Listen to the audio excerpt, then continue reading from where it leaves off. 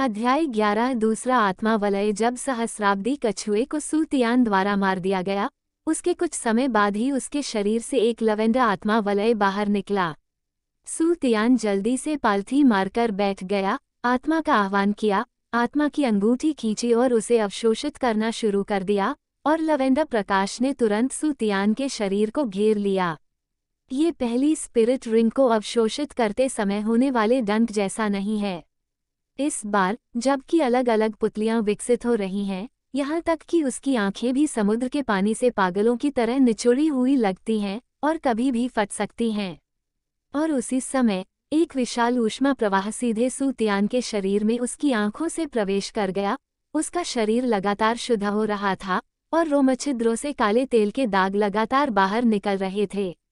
Ming शेंजी और जुके दोनों की आंखें बहुत गरिमापूर्ण हो गईं। हालांकि सू तियान की स्थिति लवेंडर धुंध की एक परत में लिपटी हुई थी, फिर भी अंदर से आत्मा की शक्ति का हिंसक उतार चढ़ाव उन्हें उत्तेजित किया। डीन मिंग शेंजी, क्या आपको लगता है कि सू तियान इसे सफलतापूर्वक आत्मसात कर सकती है? सूके ने बहुत चिंतित होकर पूछा। चिंता मत करो, उसकी पहली आत्मा की अंगूठी लगभग 1000 साल पुरानी है, लेकिन ये केवल 1100 साल पुरानी है, जो उसके शरीर की अवशोषण सीमा से अधिक नहीं होनी चाहिए। क्या उसके बारे में चिंतित हो? मिंग शेंजी ने तब बड़ी दिलचस्पी से कहा। डीन, मेरे पास यह नहीं है। ये सिर्फ इसलिए है क्योंकि उसने मुझे बचाया है और मैं नहीं चाहती कि उसका कोई एक्सीडेंट हो। सूके का सुंदर चेहरा थोड़ा लाल हो गया।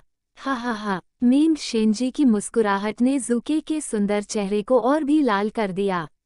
इसके कुछ समय बाद सू तियान के शरीर के चारों ओर का कोहरा लगातार छंटने लगा और उसका आकार धीरे धीरे प्रकट होने लगा।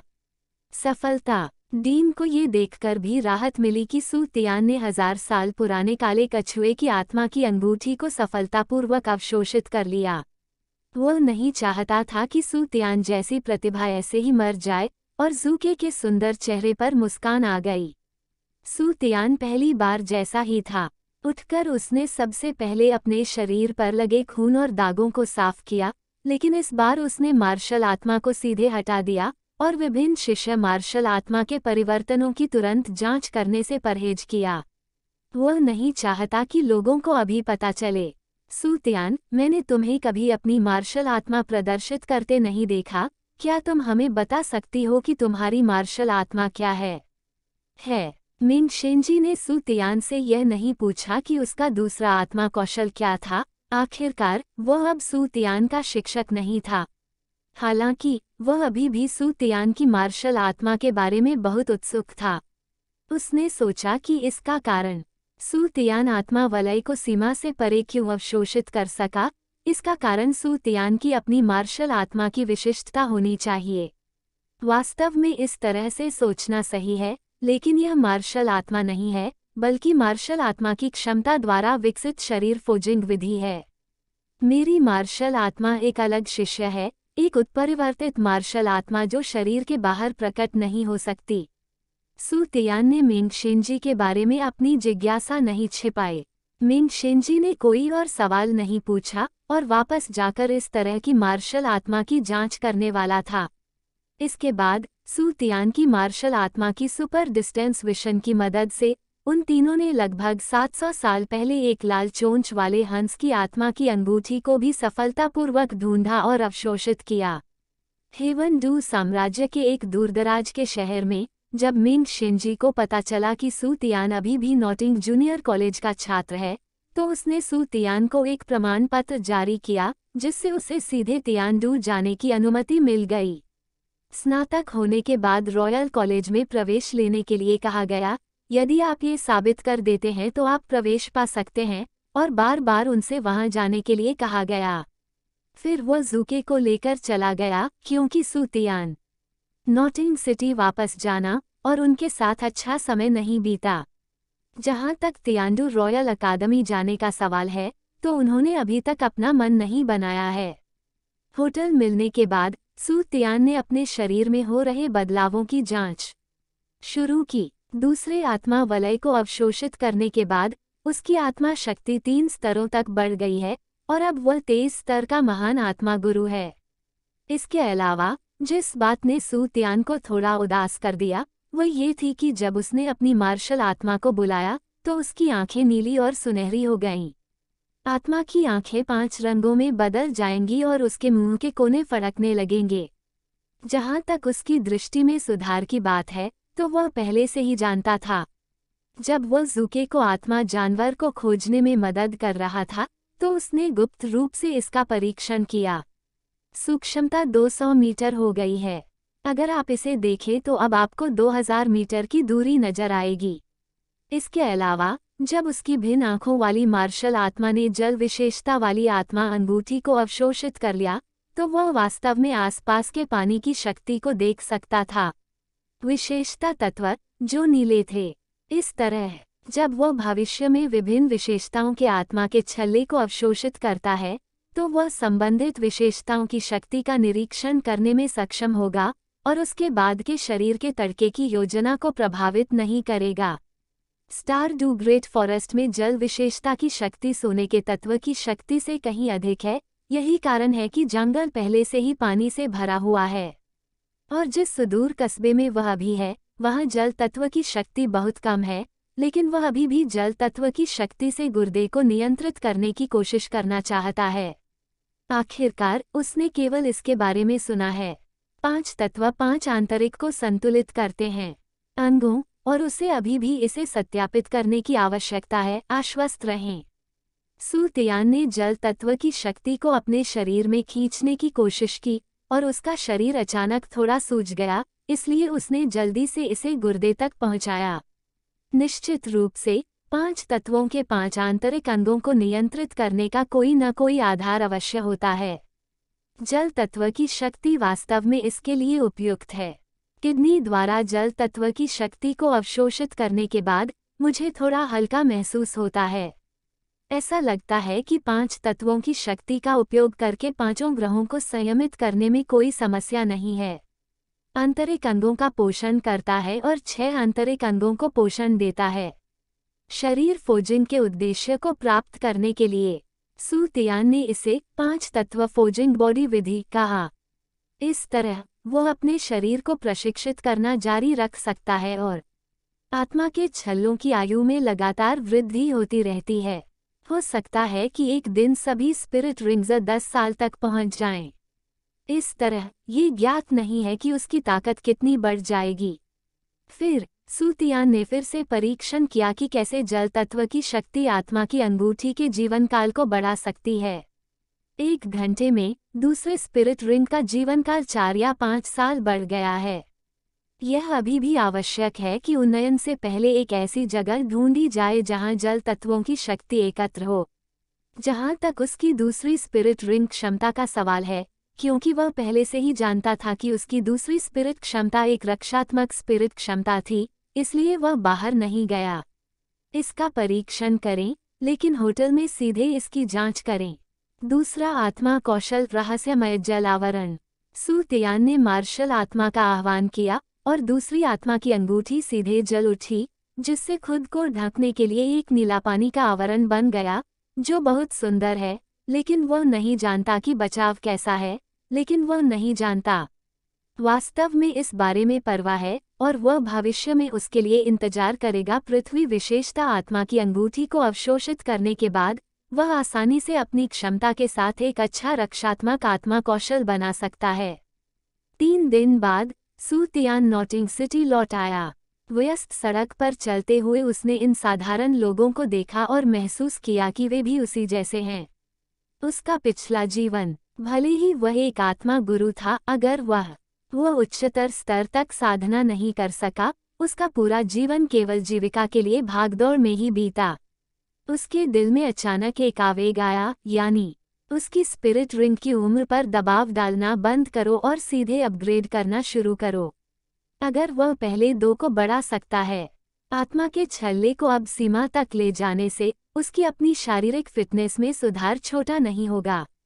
फिर बाद में अवशोषित आत्मा की अंगूठी का जीवन काल अधिक होगा और आत्मा शक्ति में सुधार की गति तेज होगा, क्योंकि उनकी पहली आत्मा वलय को 1000 वर्ष पूर्व तक बढ़ाया जा सकता था, लेकिन ये बहुत अधिक स्पष्ट था, इसलिए वे पीछे हट रहे हैं और सुधार नहीं कर रहे हैं। हाँ, मैं अपना पूरा जीवन दोबारा जी चुका हूँ, क्या मुझे अब भी इस तरह समझौता करना होगा? सू तियान ने अनिच्छा से अपने आप से पूछा। मजबूत बनो, मजबूत बनो। अगर वह काफी मजबूत है, तो कोई और चीज उसे रोक नहीं सकती। सू तियान, अगर कुछ है, तो बस उसे मुक्का मारो। इस अध्याय का अंत अध्याय 12 अनिच्छुक तांगसान। उसकी योजना पहले से तैयार होनी चाहिए। सू तियान ने शुरू में सोचा था कि वह नॉटिंग जूनियर कॉलेज से स्नातक होने के बाद इसे लागू करना शुरू कर देगा, लेकिन इसके बारे में ध्यान से सोचना आवश्यक नहीं है। आपको स्नातक होने तक इंतजार क्यों करना है? वह तांगसेन नहीं है, उसे नॉटिंग जूनियर कॉलेज में स्नातक होने तक रहना चाहिए। डोलुओ डालू को किसी स्नातक प्रमाण पत्र की आवश्यकता नहीं है, उसे शुरू करना होगा। अपनी योजना के लिए कुछ तैयारी कर रहे हैं, लेकिन अभी भी कुछ चीजों की योजना बनाना बाकी है। 3 साल देखते ही देखते बीत गए। अंततः सफल 3 साल की कड़ी रिसर्च के बाद सू तियान आखिरकार अपने शरीर में सोल रिंग को छुपाने में कामयाब हो गया, बिना सोल स्किल्स के इस्तेमाल को प्रभावित किए। हालांकि सोल स्किल्स का इस्तेमाल करते समय सोल रिंग की आत्मा शक्ति मूल रूप से शरीर के बाहर विस्फोट हुआ और फिर आत्मा कौशल में संघनित हुआ। अब ये शरीर में विस्फोट होता है और फिर शरीर को आउटपुट करने के बाद आत्मा कौशल में संघनित होता है। शरीर की ताकत अपेक्षाकृत अधिक है, लेकिन सू तियान के लिए ये कहना कोई बड़ी बात नहीं है। संकट। पिछले 3 सालों में वह पहले की तरह महीने में एक बार लोहार की दुकान पर जाता रहा। पहली स्पिरिट रिंग की उम्र 3000 साल तक पहुंच गई है। 1700 सालों तक उसने बाकी समय अकादमी में अपनी मार्शल आर्ट की पढ़ाई में बिताया। साथ ही साथ उसकी आत्मिक शक्ति को 29 स्तर तक बढ़ा दिया गया है। तांगसान केवल 29 स्तर तक ही पहुंचा था जब उसने नॉटिंग जूनियर कॉलेज से स्नातक किया था, और अब ऐसा अनुमान है कि यह केवल 25 या 26 स्तर का है। इसके अलावा उनकी मन नियंत्रण तकनीक को भी सफलतापूर्वक उन्नत किया गया है। पौधों के बीजों की संरचना की नकल करके अब वह सक्षम हो गए हैं आध्यात्मिक शक्ति के बीजों को सघन करना। उनका विचार आध्यात्मिक शक्ति के बीजों को सीधे रोपना है। दूसरों के मन। जैसे जैसे नियंत्रक की आध्यात्मिक शक्ति में सुधार होता है, बीज भी लगातार प्रतिद्वंद्वी की आध्यात्मिक शक्ति को अवशोषित कर सकते हैं, ताकि दीर्घकालिक नियंत्रण हासिल किया जा सके। लेकिन वह विशिष्ट नियंत्रण के बाद की प्रतिक्रिया और होने वाले परिवर्तनों के बारे में बहुत स्पष्ट नहीं है। वह अकादमी छोड़ रहा है। नॉटिंग जूनियर कॉलेज से स्नातक होने में अभी भी लगभग 1.5 साल का समय है। लेकिन अगर वह कॉलेज से स्नातक होने के लिए आवश्यक आध्यात्मिक शक्ति की आवश्यकताओं को समय से पहले पूरा कर लेता है, तो वह जल्दी स्नातक हो सकता है। वह अब यहाँ समय बर्बाद नहीं करना चाहता है और उसकी योजना शुरू होने वाली है। Dong Dong Dong. कुछ ही देर बाद सू तियान डीन के कार्यालय के दरवाजे पर खड़ा हुआ और दरवाजा खटखटाया। अंदर आए। अंदर जाने के बाद उसे यह उम्मीद नहीं थी कि मास्टर भी यहाँ थे। डीन से बात कर रहे थे। तांगसान ने उनका पीछा किया और मास्टर के पीछे खड़े हो गए। वे तीनों अंदर आते ही इधर उधर देखने लगे और सू तियान और तांगसान के सिर हिलाने के बाद उन्होंने डीन और मास्टर से कहा, नमस्ते, डीन। Hello, master. विनम्र अभिवादन के बाद सू तियान ने डीन से कहा, डीन, मैं एडवांस में स्नातक के लिए आवेदन करना चाहता हूँ। आह, क्यों? डीन ने चेहरे पर संदेह के भाव के साथ पूछा। मास्टर और तांगसान भी उसे आश्चर्य से देखने लगे। मेरी आत्मा शक्ति पहले से ही 29 स्तर पर है और मैं थोड़ी देर के लिए अभ्यास करने के लिए बाहर जा रहा हूँ। सू तियान ने शांति से अपना इरादा बताया। स्तर 29, क्या आप वास्तव में स्तर 297 हैं? डीन उत्साह से खड़ा हो गया। हाँ, डीन, मैं आत्मा की शक्ति का परीक्षण कर सकता हूँ। सू तियान ने शांति से कहा। उसने ऐसा इसलिए कहा था ताकि वो किसी को भी ऐसा करने से रोक सके। उन्हें आत्मा की अंगूठी जारी करने से रोक दिया। सू तियान की बातें सुनकर डीन ने जल्दी से मेज से एक सफ़ेद क्रिस्टल उठाया और सू तियान को दे दिया। परीक्षण क्रिस्टल के कई स्तर हैं। ये सफ़ेद है। क्रिस्टल स्तर 30 से नीचे आत्मा शक्ति का परीक्षण करने के लिए है। बेशक, अगर आत्मा शक्ति स्तर 30 से अधिक है और इस तरह के क्रिस्टल का उपयोग परीक्षण के लिए किया जाता है, तो क्रिस्टल सीधे विस्फोट हो जाएगा।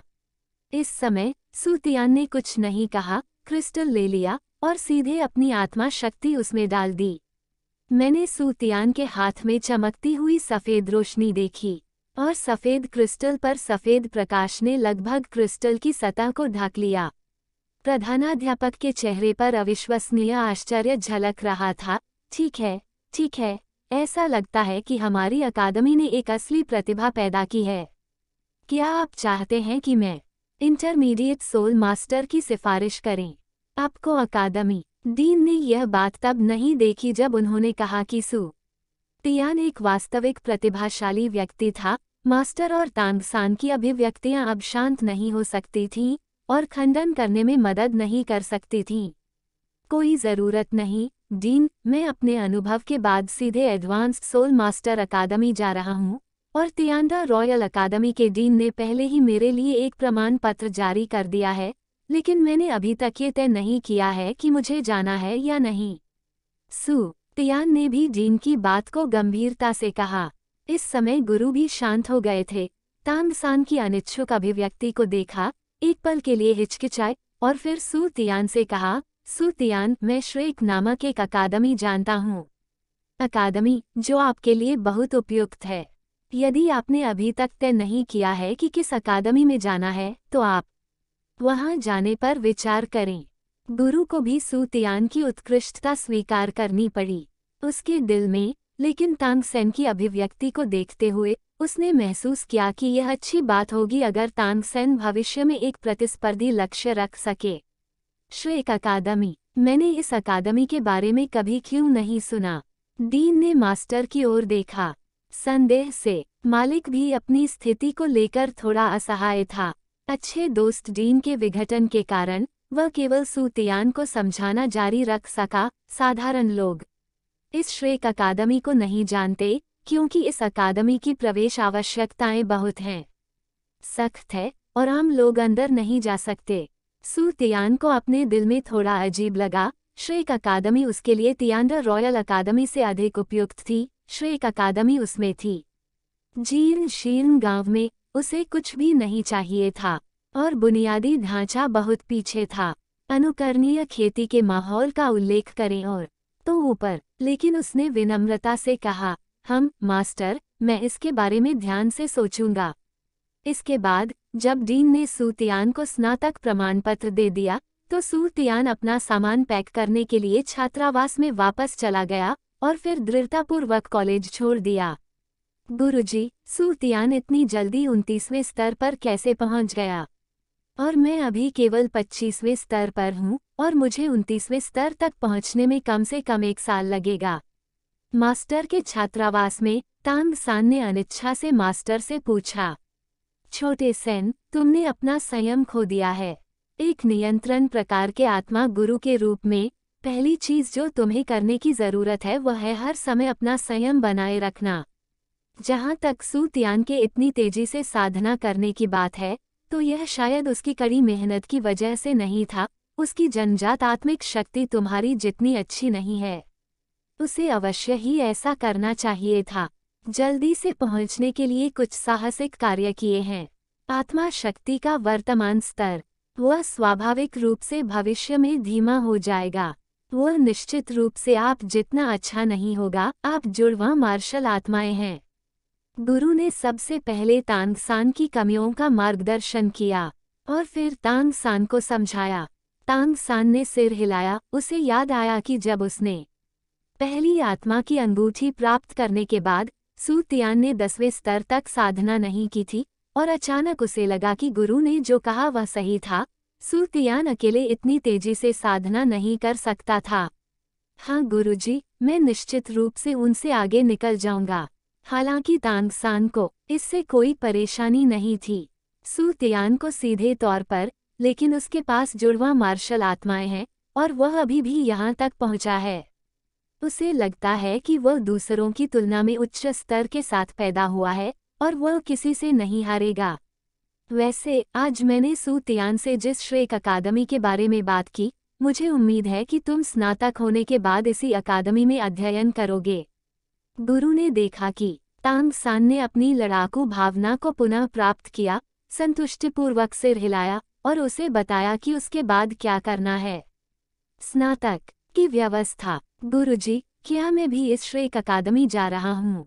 तांग सान ने संदेह से पूछा। मैं जिस कॉलेज के बारे में बात कर रहा हूँ, वहाँ प्रवेश के लिए बहुत सख्त नियम हैं। क्या आप जानते हैं कि यह क्या है? पहला नियम ये है कि आपकी उम्र 12 वर्ष से अधिक नहीं होनी चाहिए और आपकी आत्मा की शक्ति 20 स्तर तक पहुंचनी चाहिए। मास्टर ने बड़े गर्व से परिचय कराया। मैं 20 साल की उम्र में लेवल 12 तक पहुंच जाऊंगा, तांग सेन। मुझे भी आश्चर्य हुआ जब उसने सुना कि शिक्षक वास्तव में ऐसी शक्तिशाली अकादमी को जानता था। गुरुजी, मैं निश्चित रूप से श्रेक अकादमी में प्रवेश लूंगा। इस अध्याय का अंत। अध्याय 13 गेंगक्सिन शहर। सू तियान अकादमी से जाने के बाद सीधे घर नहीं गया, बल्कि उस लोहार की दुकान पर गया जहां वह अक्सर जाता था। लॉबी में बैठे दुकानदार को देखकर वह चिल्लाया, अंकल लिल, मैं जितनी बार यहाँ आया हूँ उसकी संख्या बढ़ गई है और सू तियान को ये भी पता है कि दुकानदार का नाम ली यूचेंग है और वह जब वह था तब एक लोहार की दुकान में हथियार बनाता था। जवान था। सियाओटियन, क्या तुम फिर से अभ्यास करने के लिए यहाँ आए हो? चलो, ये पहले जैसा ही कमरा है। दुकानदार भी अब सू तियान से बहुत परिचित है, पहली बार जितना अजीब नहीं है।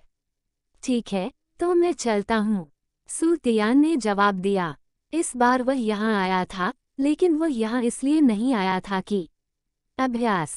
महीने में एक बार अभ्यास करना बहुत धीमा है।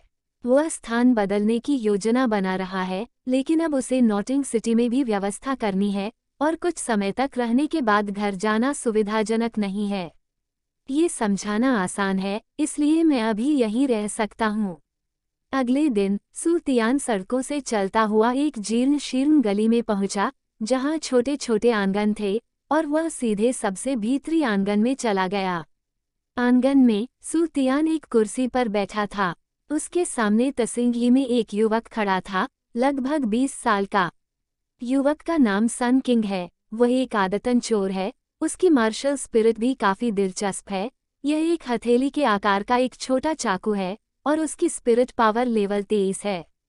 जब सन किंग चोरी कर रहा था तो उसे सू तियान ने खोज लिया और उसने मन पर नियंत्रण तकनीक को उन्नत करने के प्रभाव का परीक्षण करने के लिए उसका उपयोग किया। सू तियान के अनुसार सन किंग ने कई बार मन को उत्तेजित करने वाली बातें की।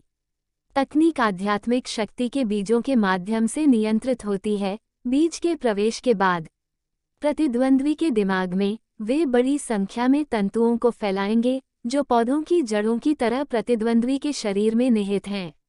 आत्मा में सू तियान आध्यात्मिक बीजों को नष्ट करके किसी भी समय प्रतिद्वंद्वी को नष्ट कर सकता है।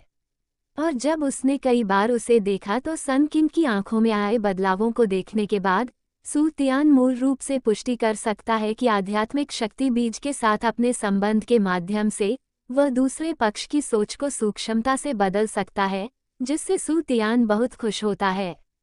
वह जिस आत्मा गुरु को नियंत्रित करता है वह उसे कभी धोखा नहीं देता और कुछ संदेह और प्रलोभन से बचाता है। मैंने तुम्हें जो बताया था वह मामला कैसा चल रहा है? सू तियान ने कुछ देर तक सन किंग को देखा और फिर पूछना शुरू किया। सन किंग ने जल्दी से एक बॉक्स निकाला और सू तियान को सौंप दिया। युवा मास्टर सू, सभी आत्मा जानवर जिन्हें मैं ढूंढ सकता हूं और आपकी आवश्यकताओं को पूरा कर सकता हूं, वे सभी यहाँ हैं। सू तियान ने बॉक्स खोला और देखा कि इसके अलावा घने लिखे कागज के टुकड़े में कुछ नक्शे भी थे। ये वो काम था जो उसने पिछली बार सन किंग को सौंपा था, लकड़ी के गुण वाले आत्मा जानवरों के बारे में जानकारी ढूंढने के लिए। हाँ, इस बार अच्छा किया। मैं निकट भविष्य में नॉटिंग सिटी छोड़ दूंगा और तुम्हारे लिए एक कार्य की व्यवस्था करूंगा। तुम कुछ लोगों को इकट्ठा करो जिन पर तुम भरोसा करते हो और जो जानकारी एकत्र करने के लिए जिम्मेदार हैं। ये छुप छुप कर काम करना बंद करो और सप्ताह के दिनों में कुछ गंभीर काम करो। सू तियान ने सीधे सुन किंग को सोने के आत्मा सिक्कों का एक पैकेट सौंप दिया। युवा मास्टर सू, इसकी कोई ज़रूरत नहीं, कोई ज़रूरत नहीं। जब सन किंग ने देखा कि सू तियान उसे पैसे दे रहा है तो उसने तुरंत मना कर दिया। इसे ले लो, ये तुम्हारी शुरुआती पूंजी है। तुम हमारे संपर्क सूत्र के रूप में यहाँ इस यार्ड में किसी को छोड़ जाओगे। इसके अलावा, आपके अलावा किसी और को मेरी पहचान जानने की अनुमति नहीं है, अन्यथा आपको इसे रखने की कोई आवश्यकता नहीं है।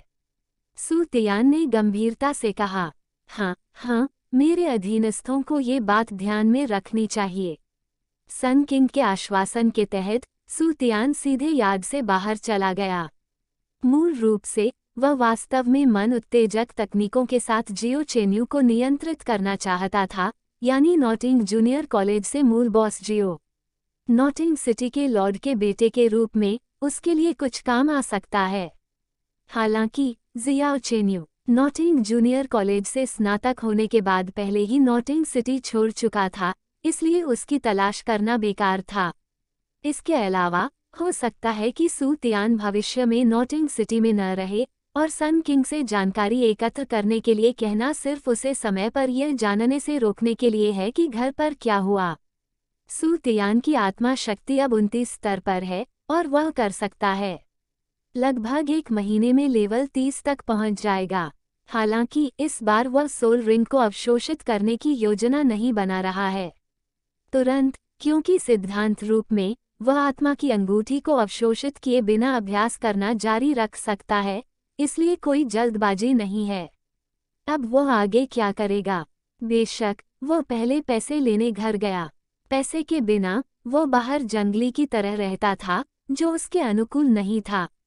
छवि 2 दिन घर पर रहने, अपने माता पिता के साथ समय बिताने और पर्याप्त यात्रा व्यय अर्जित करने के बाद सू तियान अपने पहले गंतव्य के लिए रवाना हुआ।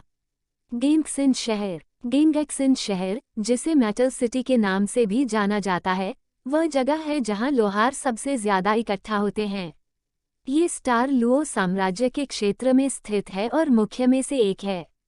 स्टार लुओ साम्राज्य के शहर, ये लोंगक्सिन शहर की प्रतिध्वनि है। तियांडा साम्राज्य के, हालांकि डोलुओ महाद्वीप की दुनिया में लोहारों का अब बहुत महत्व नहीं है।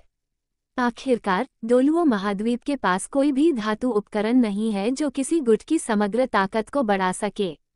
इस बार यात्रा छोटी नहीं थी। सू तियान को गेंगक्सिन शहर पहुंचने में लगभग 1 महीना लग गया और इस महीने में उसकी आत्मा शक्ति भी 30 के स्तर तक बढ़ गई थी।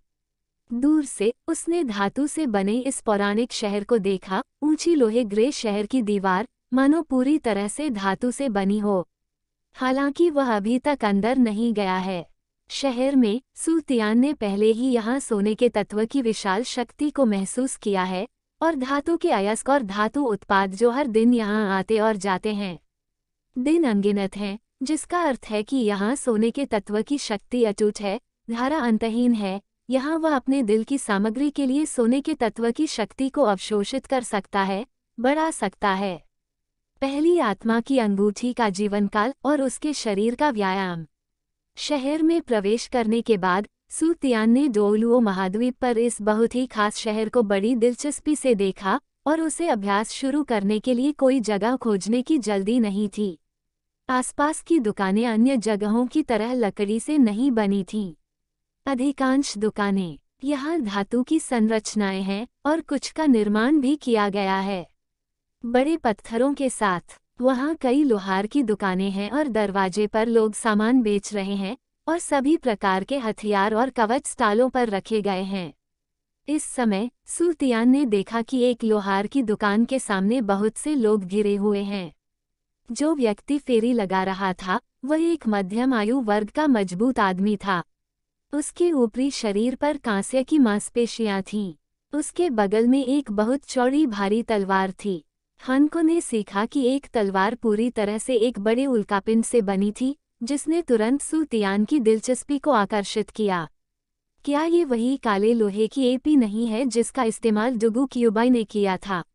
वह सोचने से खुद को रोक नहीं सका, ये देखकर कि उसके आसपास के लोग इसका प्रयोग कर रहे थे। उन्हें पहचानने के लिए विभिन्न तरीकों का उपयोग करते हुए सू तियान ने भी जल्दी से अपनी मार्शल आत्मा का आह्वान किया। उसकी आंखें तुरंत नीली सुनहरी हो गईं, लेकिन आत्मा की अंगूठी दिखाई नहीं दी।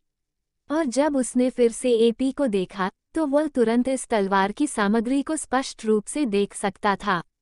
हालांकि वह उल्कापिंडों की संरचना के बारे में ज्यादा नहीं जानता, लेकिन ये भारी तलवार उसके लिए बहुत बड़ी है।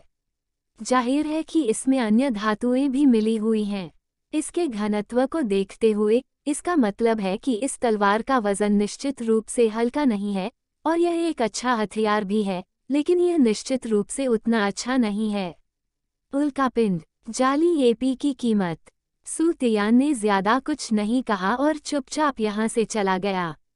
वो एक महान आत्मा गुरु है जो अभी अभी लेवल 30 पर पहुंचा है, और अभी तक उसने आत्मा की अंगूठी को अवशोषित नहीं किया है। अगर वह सार्वजनिक रूप से सच बताता है तो वह अगले दिन सूरज उगने तक जीवित नहीं रह सकता है। इस अध्याय का अंत। विज्ञापन अध्याय 14 लो गांव का शिष्य। सू तियान शहर में घूमता रहा और उसके मन में कुछ विचार भी थे। चून की तांगसेन डोलू महाद्वीप में तांग संप्रदाय की स्थापना करने और जुगे शेनुओ जैसे छिपे हुए हथियार बनाने में सक्षम था, इसलिए वह ये भी देखना चाहता था कि क्या वह पिस्तौल बना सकता है। गर्म हथियारों की शक्ति तांगसेन के साधारण छिपे हुए हथियारों की तुलना में नहीं है।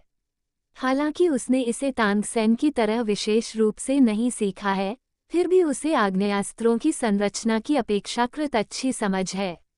जहां तक उसके अपने भविष्य के मार्ग का सवाल है, सू तियान न तो वोहुंडियन में शामिल होना चाहता है और न ही अन्य संप्रदायों में शामिल होना चाहता है, इसलिए उसका विकल्प अकेले अभ्यास करना है या अपनी खुद की एक सेना स्थापित करना है। हालांकि अकेले अभ्यास करना असंभव नहीं है, लेकिन आखिरकार कुछ चीजों को दूसरों की मदद की जरूरत होती है, और एक व्यक्ति की शक्ति अभी भी बहुत छोटी है। इस मामले में आग्नेयास्त्रों का विकास बहुत आवश्यक है। मजबूत वित्तीय सहायता के बिना एक बल निश्चित रूप से ऐसा करने में सक्षम नहीं होगा।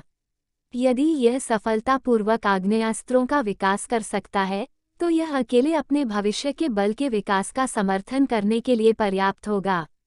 इस समय सू तियान ने अचानक पाया कि उसके सामने एक बेहद ऊंची इमारत थी, जो कम से कम 30 मीटर ऊंची थी, और यह संभवतः गेंगक्सन शहर में एकमात्र थी। ऊपर देखने पर पता चलता है कि इमारत के ठीक ऊपर एक काली पट्टिका लटकी हुई है। ये काफी अजीब है कि इस पर कोई लिखावट नहीं है, केवल एक हथौड़ा और एक छेनी के दो पैटर्न आपस में जुड़े हुए हैं। ये जगह काफी दिलचस्प लग रही है। सू तियान ने अनायास ही कहा, तुम तो ऐसे लग रहे हो जैसे तुम किसी दूसरी जगह से आए हो। नहीं, गेंगक्सन शहर के प्रसिद्ध लोहार संघ के बारे में भी नहीं जानते। एक 11 या 12 साल का लड़का, जिसके चेहरे पर गर्व साफ झलक रहा था, किसी समय उसके पीछे दिखाई दिया। सू तियान को वास्तव में उम्मीद नहीं थी कि इस उचित नायक की साजिश उसके साथ घटित होगी, और उसने दूसरे पक्ष को नजरअंदाज कर दिया, अपना सिर घुमाया और अंदर चला गया। अरे अरे, मैं तुमसे बात कर रहा था, क्या तुमने मेरी बात नहीं सुनी? इससे पहले कि वह पर्याप्त दिखावा करता, तसुंदरे लड़का उसके पीछे भागा। तुम्हें क्या हुआ है? सू तियान ने अपना सिर घुमाया और युवक को घूरने लगा। युवक को अचानक दबाव महसूस हुआ और उसने अनायास ही कहा, नहीं, कोई बात नहीं। तो फिर मुझे अभी भी कुछ करना है। सू तियान ने बेबाकी से कहा, हमें उसकी बदबू की आदत नहीं है। श्रेष्ठता की भावना कहाँ से आती है, और उसके सामने दिखावा करना। अंदर जाने के बाद हॉल के ठीक सामने एक हॉल है। हॉल के दोनों तरफ एक दूसरे से थोड़ी दूरी पर विक्रेता हैं। उनके सामने सभी तरह के हथियार, कवच और कुछ अयस्क हैं। वे धातु के अयस्क होने चाहिए। माफ कीजिए, क्या यहाँ कोई शोरा है? सू तियान अयस्कों से भरे एक विक्रेता के पास गया। शोरा? ये किस प्रकार का अयस्क है? मैंने इसके बारे में कभी नहीं सुना, विक्रेता ने संदेहपूर्वक उत्तर दिया। सू तियान को तुरंत एहसास हुआ कि इसे यहाँ शोरा नहीं कहा जा सकता है, और जल्दी से समझाया, यह एक प्रकार का पत्थर है जो जल सकता है। आपने जिसका उल्लेख किया है उसे ज्वाला पत्थर कहा जाता है, न कि शोरा पत्थर। इससे पहले कि विक्रेता कुछ बोल पाता, सू तियान ने देखा कि वह तसुंडेरे लड़का फिर से उसके सामने आ गया। तुम्हें पता है? सू तियान ने फिर भी शांत भाव से पूछा। इसका उपयोग व्यर्थ नहीं कर रहे हैं। निस्संदेह ऐसा कोई पत्थर नहीं है जिसके बारे में ये युवा मास्टर न जानता हो। जब वह बात कर रहा था तो लड़के का बदबूदार चेहरा देखकर सू तियान ने बेवजह उसे लात मारने की इच्छा की। हालांकि घमंडी लड़का बुरा आदमी नहीं लग रहा था, लेकिन वह बस ऐसा करना चाहता था और खुद को मजबूर करके उसने पीछे मुड़कर विक्रेता से पूछा, मालिक, क्या आपके पास इस तरह का पत्थर बिक्री के लिए है? मुझे वास्तव में खेद है, मैंने इस तरह के अयस्क के बारे में कभी नहीं सुना है। आप मास्टर सियू से क्यों नहीं पूछते? वह मास्टर सिलोंग का बेटा है, उसे पता होना चाहिए कि इस तरह का अयस्क कहाँ है। तसुंडेरे लड़का, आप वास्तव में मास्टर सिलोंग के बेटे हैं। मास्टर लो गाओ के शिष्य। सू तियान भी काफी हैरान था और उसने अगले युवक की ओर देखा। उसे अविश्वास के साथ, वह अभी भी मास्टर सिलोंग के बारे में जानता था और जानता था कि मास्टर सिलोंग एक शिष्य था। मास्टर लो गाओ के बारे में उन्हें बस यह उम्मीद नहीं थी कि यह अभिमानी लड़का मास्टर सिलोंग का बेटा होगा। कैसे? तुम मेरी पहचान जानते हो? गिंगक्सिन शहर में ऐसा कोई अयस्क नहीं है जिसके बारे में मैं नहीं जानता। सियू ने विस्मय से कहा। हाँ, मैं समझ गया। सू तियान ने सिर हिलाया, अपने दिल में सोचते हुए, अगर वह इस सियू को मन उत्तेजक तकनीक से नियंत्रित कर सकता है तो यह संभव हो सकता है। सिलोंग उसके माध्यम से अपनी सेना में शामिल हो जाएगा, जो होगा काफी अच्छा। तुमने जिस ज्वाला पत्थर का उल्लेख किया है वह मेरे घर पर है। यदि तुम चाहो तो मैं तुम्हें दे भी सकता हूँ, लेकिन मैं जानना चाहता हूँ कि तुम ज्वाला पत्थर का उपयोग किस लिए करते हो। सीयू ने सोचा कि सू तियान ने सिर हिलाया क्योंकि वह जानता था उसकी पहचान, इसलिए उसने उससे बात करने की हिम्मत नहीं की।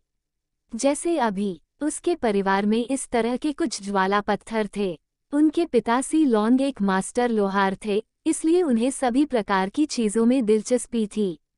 बचपन से ही उसे अजीबोगरीब चीज़ों का शौक था। सभी अयस्कों को इकट्ठा किया जाता है। जलने में सक्षम होने के अलावा इस प्रकार के ज्वाला पत्थर का कोई अन्य उपयोग नहीं है, इसलिए मैं सू तियान के इसे खरीदने के लिए यहाँ आने को लेकर काफ़ी उत्सुक हूँ। ये बच्चा बेवकूफ़ नहीं है। सू तियान ने मन ही मन सोचा और सोचने लगा, अगर दुनिया में बंदूक जैसी कोई चीज़ होती तो वह निश्चित रूप से लोगों को अपनी ओर आकर्षित करती। बहुत से लोगों का ध्यान आकर्षित करना, सीयू को बताकर उसे अपनी शक्ति में समाहित करना भी लाभदायक और हानिरहित है, जो सिलोंग को उसके रथ में बांधने के बराबर है। मैं एक हथियार बनाने जा रहा हूँ, लेकिन यह अभी तक पूरा नहीं हुआ है। अगर आपके पास वास्तव में इस तरह का अयस्क है तो मैं इसे एक कीमत पर खरीद सकता हूँ। सू तियान ने गंभीरता से कहा। ठीक है, हाँ। सीयू ने खुशी से सहमति जताई। फिर सू तियान ने बंदूक की बॉडी बनाने के लिए कुछ लौह सार खरीदा और सीयू के साथ लोहार संघ छोड़ दिया। मास्टर सिलोंग लोहार के पास रहता था। एसोसिएशन और सीयू के साथ लेनदेन को पूरा करने में लंबा समय नहीं लगा। सू तियान, फिर छोड़ने के लिए तैयार हो जाओ। सू तियान, हम लगभग एक ही उम्र के हैं। मैं अभी भी एलिमेंट्री सोल मास्टर अकादमी में पढ़ रहा हूँ। आप अभी यात्रा क्यों कर रहे हैं? सीयू ने अंततः पूछा। वह सवाल जिसने उसे सबसे ज्यादा हैरान कर दिया। वह पहले से ही सू तियान का नाम जानता था और वह ये भी जानता था कि सू तियान घूमने निकला था। इस तरह की जिंदगी के लिए वह तरसता था, लेकिन उसकी वर्तमान उम्र में उसके पिता के लिए उसे बाहर जाने देना असंभव था। थोड़े समय के लिए ही मिलने के कारण सू तियान स्वाभाविक रूप से उसे बाहर आने का असली उद्देश्य नहीं बताएगा। जैसे ही मैं खुद को बेवकूफ़ बनाने का कारण खोजने की कोशिश कर रहा था, मेरा दिल अचानक हिल गया। मेरी प्रतिभा के कारण मैंने जल्दी स्नातक की उपाधि प्राप्त कर ली और आप भी इसे आजमा सकते हैं। सू तियान की बातें सुनने के बाद सीयू वहीं जम गई। हा, सीयू की अभिव्यक्ति देखकर सू तियान को अचानक थोड़ा ताज़ा महसूस हुआ, जिससे पहले तुम्हें मेरे साथ अजीब लग रहा था। अंत में उसने मन उत्तेजक तकनीक से सीयू को नियंत्रित करने का विचार छोड़ दिया। सबसे पहले सीयू की पहचान के साथ उसे गुप्त रूप से बचाने के लिए उसके आसपास पहरेदार हो सकते हैं, बिना किसी कारण के दूसरों को नियंत्रित करें। इसके बाद सू तियान ने पास में ही एक यार्ड किराए पर लिया और रहने लगा वहां और अपना साधना जीवन शुरू किया। उन्होंने आत्मा वलय की आयु बढ़ाने में जल्दबाजी नहीं की, बल्कि अपने शरीर को पंच तत्व अभ्यास से संयमित करते रहे। विधि: उसने अपने शरीर को स्तर तक उठाने की योजना बनाई। वर्तमान में जो सीमा सुधारी जा सकती है उसे बढ़ाएं और फिर एक एक कदम करके आत्मा वलय की आयु बढ़ाना शुरू करें। निश्चित रूप से सू तियान का मूल अनुमान सही था। 2 महीने के बाद उसके शरीर ने उसे सोने के तत्व की शक्ति को अवशोषित करने से रोक दिया था। आंतरिक निरीक्षण के माध्यम से सू तियान ने पाया कि अब उसके फेफड़े एक दुर्लभ खजाने की तरह सुनहरी रोशनी बिखेर रहे हैं। शरीर के संचालन में सहायता के लिए 5 अंगों को एक साथ काम करना चाहिए, लेकिन फेफड़ों की ताकत उसके अन्य 4 विसरा की संख्या मृतक के अन्य 4 विसरा से काफी कम है। फेफड़े: अगर फेफड़ों की ताकत में लगातार सुधार होता रहा तो उसका पूरा शरीर असंतुलित हो जाएगा। फिलहाल यह अधिकतम है जिसे वह सुधार सकता है। इस अध्याय का अंत।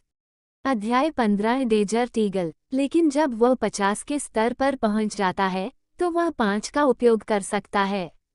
तत्व तड़का विधि से अन्य 4 अंगों को तड़का लगाया जा सकता है तथा उसके शरीर में 5 तत्वों की शक्ति का संचार किया जा सकता है। इस तरह की समस्या का प्राकृतिक रूप से समाधान किया जा सकता है तथा वह निरंतर सुधार कर सकता है। शरीर की ताकत में अब सुधार नहीं किया जा सकता है, लेकिन आसपास के सोने के तत्वों की शक्ति अभी भी पूरी है। ऐसा लगता है कि इस बार गेंगक्सन सिटी आने का सही समय है। स्वर्ण तत्व की शक्ति एकत्रित होने लगी। सू तियान के सिर को ढकते हुए एक विशाल भंवर का निर्माण हुआ। अगर इस समय कोई उसके बगल में दिखाई देता तो सू तियान को हमला करने की कोई जरूरत नहीं थी। स्वर्ण तत्व की शक्ति का चारों ओर का भंवर कुछ ऐसा नहीं था जिसे आत्मा गुरु से नीचे का आत्मा गुरु सहन कर सके और उसे चकनाचूर कर दिया जाएगा, मौके पर ही टुकड़े टुकड़े कर देना।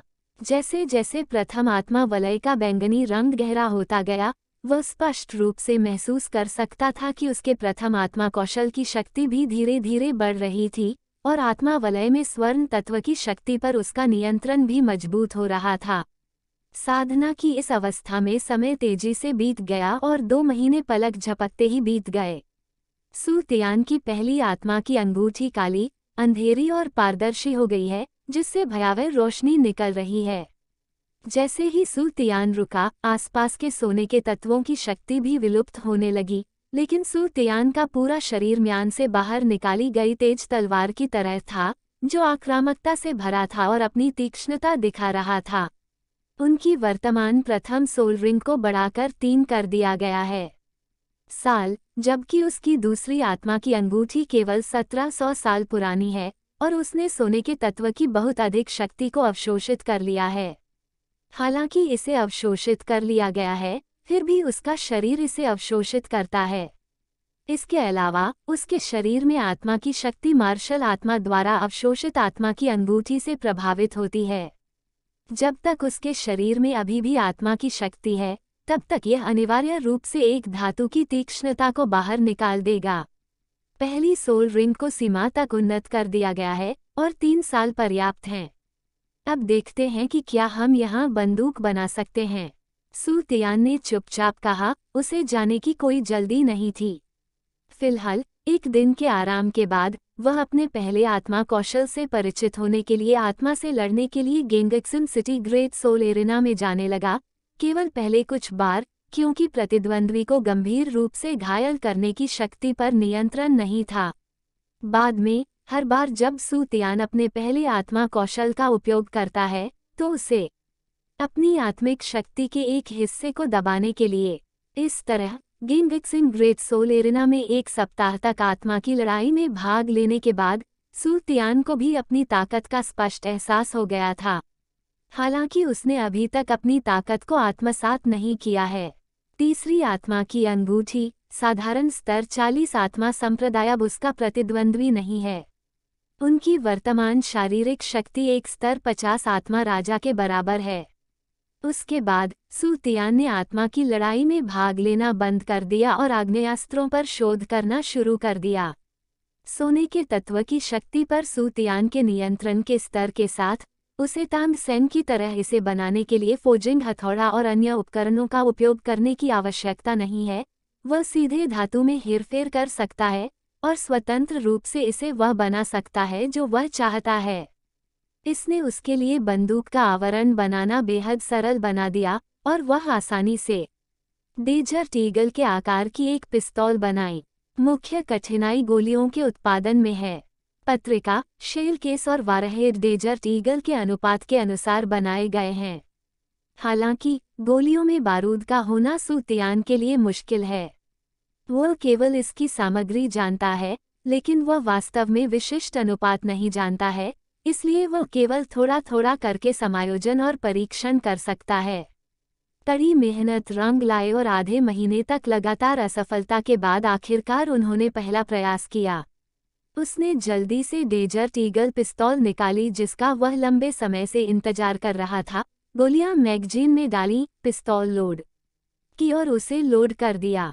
दरार, सू तियान को अचानक एक अजीब सा एहसास हुआ, जैसे समय और अंतरिक्ष अव्यवस्था, और वह नहीं जानता था कि तांग सान को ये भावना थी या नहीं जब उसने डोलू और डालू में पहला छिपा हुआ हथियार बनाया था, लेकिन उसका मानना था कि ऐसा होना चाहिए। सू तियान को यार्ड में जाने का इंतजार नहीं हो रहा था। उसने चट्टानी स्थान के पास एक मानव सिर के आकार के पत्थर का सामना किया और ट्रिगर दबा दिया। उछल, गोली लगी और पत्थर पीछे की ओर लुढ़क गया। सू तियान जल्दी से जांच करने के लिए गया।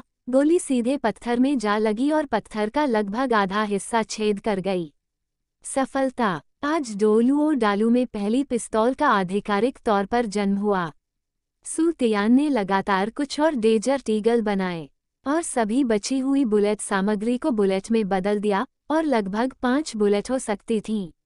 उन्होंने ये भी ध्यान रखा कि प्रत्येक डेजर्ट ईगल एक anti disassembly self destruct device से लैस था, जैसा कि यदि कोई भी भाग अलग कर दिया जाता तो पूरा भाग नष्ट हो जाता, और निश्चित रूप से गोलियां भी इसका अपवाद नहीं थीं। गिंगक्सन शहर में और कुछ करने को नहीं था। सीयू को अलविदा कहने के बाद सू तियान जाने वाला था। छुट्टी के दौरान सीयू भी अक्सर सू तियान से मिलने आता था। इस बार, हालांकि उन्हें अभी भी थोड़ी पिटाई सहनी थी, लेकिन वे दोस्त बन गए थे, और जब वे जाने वाले थे तो उन्हें स्वाभाविक रूप से अलविदा कहना पड़ा। अगले दिन सू तियान सीधे सीयू के घर गया और दरवाजा खटखटाया। चीख, लोहे भूरे रंग का धातु का दरवाजा अंदर से खोला गया और एक बूढ़ा आदमी जो एक गृहस्वामी की तरह दिखता था, बाहर आया। सू तियान को देखा और कहा, छोटी बच्ची, तुम किसे ढूंढ रही हो? सू तियान भी छोटे बच्चे की आवाज़ सुनकर अचंभित रह गया। ठीक है, दूसरे पक्ष की उम्र में उसे इस तरह से बुलाने में वास्तव में कुछ भी गलत नहीं है, इसलिए वह केवल अपना उद्देश्य बोल सकता है। मेरा नाम सू तियान है, मैं सीयू को खोजने आया हूँ। मास्टर सीयू, मेरे साथ अंदर आइए, बूढ़े ने कहा। गृहस्वामी ने चुपचाप कहा। उसने सीयू को सू तियान के बारे में बात करते हुए सुना होगा, अन्यथा वह उसे इतनी आसानी से अंदर नहीं आने देता। बटलर का अनुसरण करो, चौड़े गलियारे से चलो, पिछवाड़े तक का पूरा रास्ता। जैसे ही वह पिछवाड़े में दाखिल हुआ, 2 आकृतियां नजर आई। एक बहुत ही मजबूत मध्यम आयु वर्ग का आदमी था, जिसने ग्रे एक्सरसाइज सूट पहना हुआ था, और दूसरा सीयू था जो सू तियान देखने आया था। मालिक, युवा मालिक का दोस्त उसे ढूंढने आया था, और मैं उसे पहले ही अंदर ले आया हूँ। बटलर ने अधेड़ उम्र के व्यक्ति से कहा, और अधेड़ उम्र के व्यक्ति के सिर हिलाने पर वह नीचे चला गया। गृहस्वामी के शब्दों के माध्यम से सू तियान को तुरंत उस मध्यम आयु वर्ग के व्यक्ति की पहचान पता चल गई, जो मास्टर सिलोंग था, जो मास्टर लो गाओ का प्रत्यक्ष शिष्य था। जिओयू, ये वही दोस्त है जिसके बारे में तुम अक्सर बात करती हो, सी लॉन्ग ने सीयू से कहा। उसकी आंखें सू तियान को ऊपर से नीचे तक देखने से खुद को रोक नहीं पाईं। पिताजी, ये वही मित्र है जिसका मैंने आपसे उल्लेख किया था, सू तियान। सूतियान, ये मेरे पिता हैं। इस समय सीयू भी जल्दी से आया और परिचय दिया। मास्टर सिलोंग, नमस्ते। सूतियान ने विनम्रतापूर्वक सिलोंग को कनिष्ठ सलामी दी। अपने सामने बेटे के दोस्त को देखते हुए वह शालीनता और विनम्रता से पेश आया, लेकिन वह अपनी हड्डियों में गर्व को छिपा नहीं सका और उसने अपने पूरे शरीर पर यह धार प्रकट की। बस इसे इस तरह से देखते हुए सिलोंग काफी संतुष्ट था और कहा, बुरा नहीं है, बुरा नहीं है। आत्मा की शक्ति के उतार चढ़ाव को देखते हुए अब आप स्तर 30 पर हैं। हाँ मास्टर सिलोंग, सूतियान ने गंभीरता से उत्तर दिया। मुझे मास्टर मत कहो, क्योंकि तुम शियाओयू के हो। दोस्त, बस मुझे अंकल कहो। इस साल तुम्हारी उम्र कितनी है? ये देखते हुए कि सूतियान बहुत बूढ़ा नहीं था, लेकिन वह पहले ही स्तर 30 तक साधना कर चुका था, सिलोंग पूछने से खुद को रोक नहीं सका। मैं अभी 11 साल का हुआ हूँ।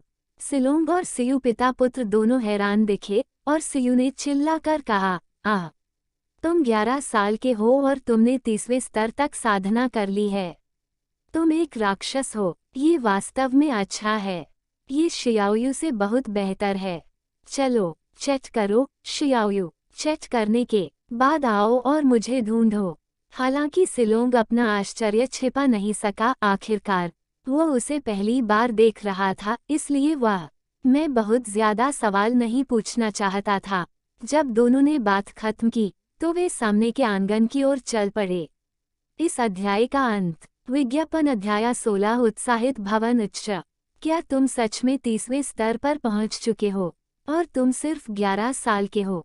सी लॉन के चले जाने के बाद भी सी यू ने पूछा अनिच्छा से। सच में, मैंने पहले भी कहा था कि मैं एक प्रतिभाशाली व्यक्ति हूँ, लेकिन आप मुझ पर विश्वास नहीं करते। सूतियान ने असहाय होकर अपने हाथ फैला दिए। ये सुनकर सी यू अचंभित रह गया और फिर चिल्लाया, यह अनुचित है। मैं तुमसे 1 वर्ष बड़ा हूँ और मैं केवल स्तर 25 का हूँ। ये अनुचित। ठीक है, ठीक है, चलो काम पर लग जाओ। मैं इस बार तुम्हें अलविदा कहने आई हूँ और मैं यहाँ से जा रही हूँ। सूतियान ने सी यू को परेशान करना बंद कर दिया और गंभीरता से कहा, क्या तुम जा रहे हो? इतनी जल्दी? क्या तुम फिर से दूसरी जगहों की यात्रा करने जा रहे हो? सी यू को भी होश आया और उसने जल्दी से पूछा, हाँ हाँ, मैं दूसरी जगहों पर जा रहा हूँ। ये बहुत जल्दी नहीं है। मैं यहाँ लंबे समय तक रहूँगा। सूतियान ने जवाब दिया, फिर एक मुट्ठी डेजर्ट ईगल और 100 गोलियां निकाली और उन्हें सीयू को सौंप दिया। पिछली बार मैंने जिस हथियार का जिक्र किया था उसे याद करो। वह सफल रहा है और ये तुम्हें दिया जाएगा। हाँ, याद है न? यह वही है जो तुमने ज्वाला पत्थरों से बनाया था। सीयू ने डेजर्ट ईगल और गोलियां ले ली, लेकिन वास्तव में उन पर ज्यादा ध्यान नहीं दिया। इसके बाद सूतियान और सीयू ने कुछ देर तक बातचीत की और सीयू को इसका इस्तेमाल करना सिखाने के बाद वह यहाँ से चला गया। उसने सीधे एक गाड़ी किराए पर लेने के लिए जगह ढूंढी और हनहाई शहर की ओर चला गया। सूतियान चला गया है। सिलोंग के कमरे में सिलोंग उसके सामने कुर्सी पर बैठ गया और सीयू से पूछा जो उसके बगल में बैठा था, हाँ, पहले ही जा चुका है। सीयू ने जवाब दिया, अभी भी डेजर्ट ईगल के साथ खेल रहा था जिसे सूतियान ने उसके लिए छोड़ा था। ये सूतियान 30 साल की उम्र में 11वें स्तर तक साधना कर सकता है और मैं उसकी आत्मा शक्ति के उतार चढ़ाव से महसूस कर सकता हूँ कि उसकी आत्मा शक्ति बेहद ठोस है। जाहिर है, वह लंबे समय से 30वें स्तर पर बना हुआ है। कोई दुर्घटना नहीं। भविष्य में मैं निश्चित रूप से शीर्षक डोलोल की खेती कर सकता हूँ। सिलोंग आश्चर्यचकित था और एक ही समय में विलाप कर रहा था। वो खुद पहले से ही इस उम्र में है और वह केवल एक आत्मा ऋषि है और वह अभी भी वह नहीं जानता कि क्या वह इस जीवन में डोलुओ शीर्षक तक खेती कर सकता है। मैंने कहा, पापा, मुझे मत उकसाओ, ठीक है। सीयू ने अवाक होकर सी लॉन को देखा। मुझे अपने बारे में बताओ। तुम्हें कड़ी मेहनत करने के लिए कहा था, लेकिन अगर तुम नहीं सुनते तो अब जब तुम दूसरों के साथ अंतर देखते हो तो उत्तेजित हो जाते हो। तुमने पहले क्या किया था? मास्टर सिलोंग ने भी घृणा से कहा। सीयू ने बुदबुदाया, लेकिन आवाज निकालने की हिम्मत नहीं हुई। भविष्य में आप सूतियान के साथ अधिक संपर्क बना सकते हैं, जो भविष्य में आपके लिए अच्छा होगा।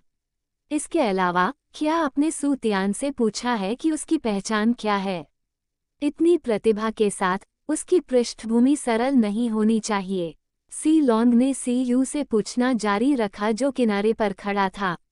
मुझे नहीं पता, सज्जनों के बीच दोस्ती पानी की तरह हल्की होती है, ये बातें क्यों पूछनी हैं? सीयू ने इन बातों की परवाह नहीं की और सीधे जवाब दिया। सीयू की बातें सुनकर सिलोंग के चेहरे पर तुरंत यह भाव आया कि क्या तुम इस लायक हो? पिटाई। और फिर उसने सीयू में रेगिस्तानी ईगल को देखा। हाथ, जिसका आकार अजीब था और काफी नाजुक लग रहा था। एक लोहार के रूप में, वह मास्टर, स्वाभाविक रूप से इनके बारे में उत्सुक था, पूछने से खुद को रोक नहीं सका। तुम किसके साथ खेल रहे हो? मैंने इसे पहले क्यों नहीं देखा? यह एक हथियार है जो सू तियान ने मुझे जाने से पहले दिया था। उसने इसे खुद बनाया था। उसने ज्वाला पत्थरों का भी इस्तेमाल किया था। मुझे नहीं पता कि उसने इसका इस्तेमाल कहाँ किया। सीयू ने हाथ में हथियार पकड़ा हुआ था। उसके हाथ में रेगिस्तानी हथियार था। चील, एक नए प्रकार का हथियार। ज्वाला पत्थर भी हैं। इसका इस्तेमाल कैसे किया जाता है? ये बहुत अजीब है। आप जानते हैं कि इसका उपयोग कैसे करना है? जाइए, बाहर जाए और मुझे दिखाइए कि यह कितना शक्तिशाली है। सिलोंग को भी थोड़ी दिलचस्पी थी। वह जानता था कि उसके शिक्षक लोगाओ को ये नए गैजेट काफी पसंद हैं। अंश, सीयू भी इसकी शक्ति के बारे में काफी उत्सुक था। सू तियान ने उसे डेजर्ट ईगल दिया था, लेकिन वह अभी जल्दी में था, इसलिए उसने इसका परीक्षण नहीं किया। अब उसके पिता ने जो कहा, उसे सुनकर वह जल्दी से उठा और अपने पिता के साथ बाहर चला गया। दोनों पिछवाड़े में आए। सीयू ने सू तियान द्वारा बताई गई विधि का पालन किया, बॉक्स को लोड किया और उसे लोड किया। फिर उसने सीधे एक जांग पतले पेड़ पर ट्रिगर खींच दिया। उछल ध्वनि के बाद रेगिस्तानी बाज के थूथन से केवल चिंगारी निकली और फिर पेड़ थोड़ा हिल गया। दोनों उठकर पेड़ के पास गए और बोलने लगे। जांच करने के लिए जब वे वहां पहुंचे तो देखा कि पेड़ में एक उंगली जितना मोटा छेद है। पेड़ के पीछे देखने पर पता चला कि गोली पहले ही दीवार में धंस चुकी थी। ये कैसे संभव है कि यह हथियार इतना शक्तिशाली है? क्या ज्वाला पत्थर से बना हथियार सचमुच ऐसा कर सकता है?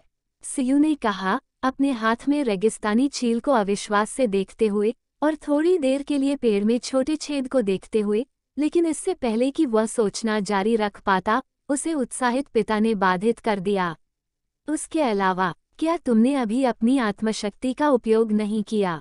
बताओ, क्या तुम्हारे पास कोई आत्मशक्ति नहीं है? नहीं, आत्मा शक्ति का कोई उपयोग नहीं। सीयू ने कोई प्रतिक्रिया नहीं दी, एक पल के लिए स्तब्ध रह गया और जल्दी से जवाब दिया। मैंने अपनी आत्मा शक्ति का उपयोग नहीं किया, मैंने वास्तव में अपनी आत्मा शक्ति का उपयोग नहीं किया। सिलोंग ने लगातार कुछ शब्द कहे, उसकी आंखें तुरंत चमक उठीं और उसने जल्दी से सीयू को ऊपर खींचा और बाहर भाग गया। सीयू अपने पिता को देखकर पूरी तरह से अचंभित रह गया, जो चौंक गए और बोले, मैं कौन हूँ? मैं कहाँ हूँ? सिलोंग सीयू को सीधे लोहार एसोसिएशन की आम बैठक में ले गया। सबकी निगाहों के सामने वह सीधे 5वीं मंजिल पर चला गया। सबसे ऊंची मंजिल पर और एक मिश्र धातु के दरवाजे के सामने रुक गया। चौथी और 5वीं मंजिल को अलग करने वाली जगह। तभी उसने सीयू को नीचे उतारा, दरवाजे तक गया और अलग अलग जगहों पर लगातार 36 बार दस्तक दी। अलग अलग ताकतें। मिश्र धातु का दरवाजा धीरे धीरे खुलने के बाद उसने अपने बगल में बैठे सीयू से कहा, मेरे पीछे अंदर आओ। सीयू के लिए भी एसोसिएशन की 5वीं मंजिल पर जाना पहली बार था। पता चला कि उसके पिता ने उसे यहाँ आने नहीं दिया। जैसे ही वह ऊपर आया, उसने कुछ खटपट और खटखटाहट की आवाजें सुनी। सिलोंग पहले ही आगे बढ़ चुका था और वह जल्दी से आगे बढ़ा। पालन किया। कास्टिंग रूम से गुजरते हुए वह सबसे अंदर वाले कमरे तक नहीं रुका। इस समय सिलोंग भी सम्मानपूर्वक दरवाजे पर खड़ा था और उसके सामने धातु के दरवाजे पर दस्तक दी। कौन? एक बुरी लेकिन गूंजती हुई आवाज आई अंदर। गुरुजी, यह मैं हूँ। आपको परेशान करने के लिए मुझे खेद है। इस बार मुझे एक बहुत ही अजीब नया हथियार मिला, इसलिए मैंने इसे तुरंत आपके पास भेज दिया। सी लॉन्ग ने सम्मानपूर्वक उत्तर दिया। आवाज आने के कुछ देर बाद ही एक आवाज आई। मशीन की तेज आवाज के साथ दरवाजा धीरे से खुला और अंदर एक बूढ़ा आदमी खड़ा था जो लंबा तो नहीं था लेकिन बहुत मजबूत था। नए हथियार, वे कहाँ हैं? शिक्षक की पूछताछ सुनकर सिलोंग ने जल्दी से सियू को खींच लिया। सियू को पता था कि अब क्या हो रहा है। डेजर्ट ईगल को बाहर निकाला और उसे सौंप दिया। सिलोंग ने भी उसके बगल में समझाया, शिक्षक, ये है शियाओयू के दोस्त। यह एक ऐसा हथियार है जो काफी शक्तिशाली है और आसानी से जांग जितने मोटे पेड़ को भेद सकता है। ये चीज वाकई बहुत शक्तिशाली है।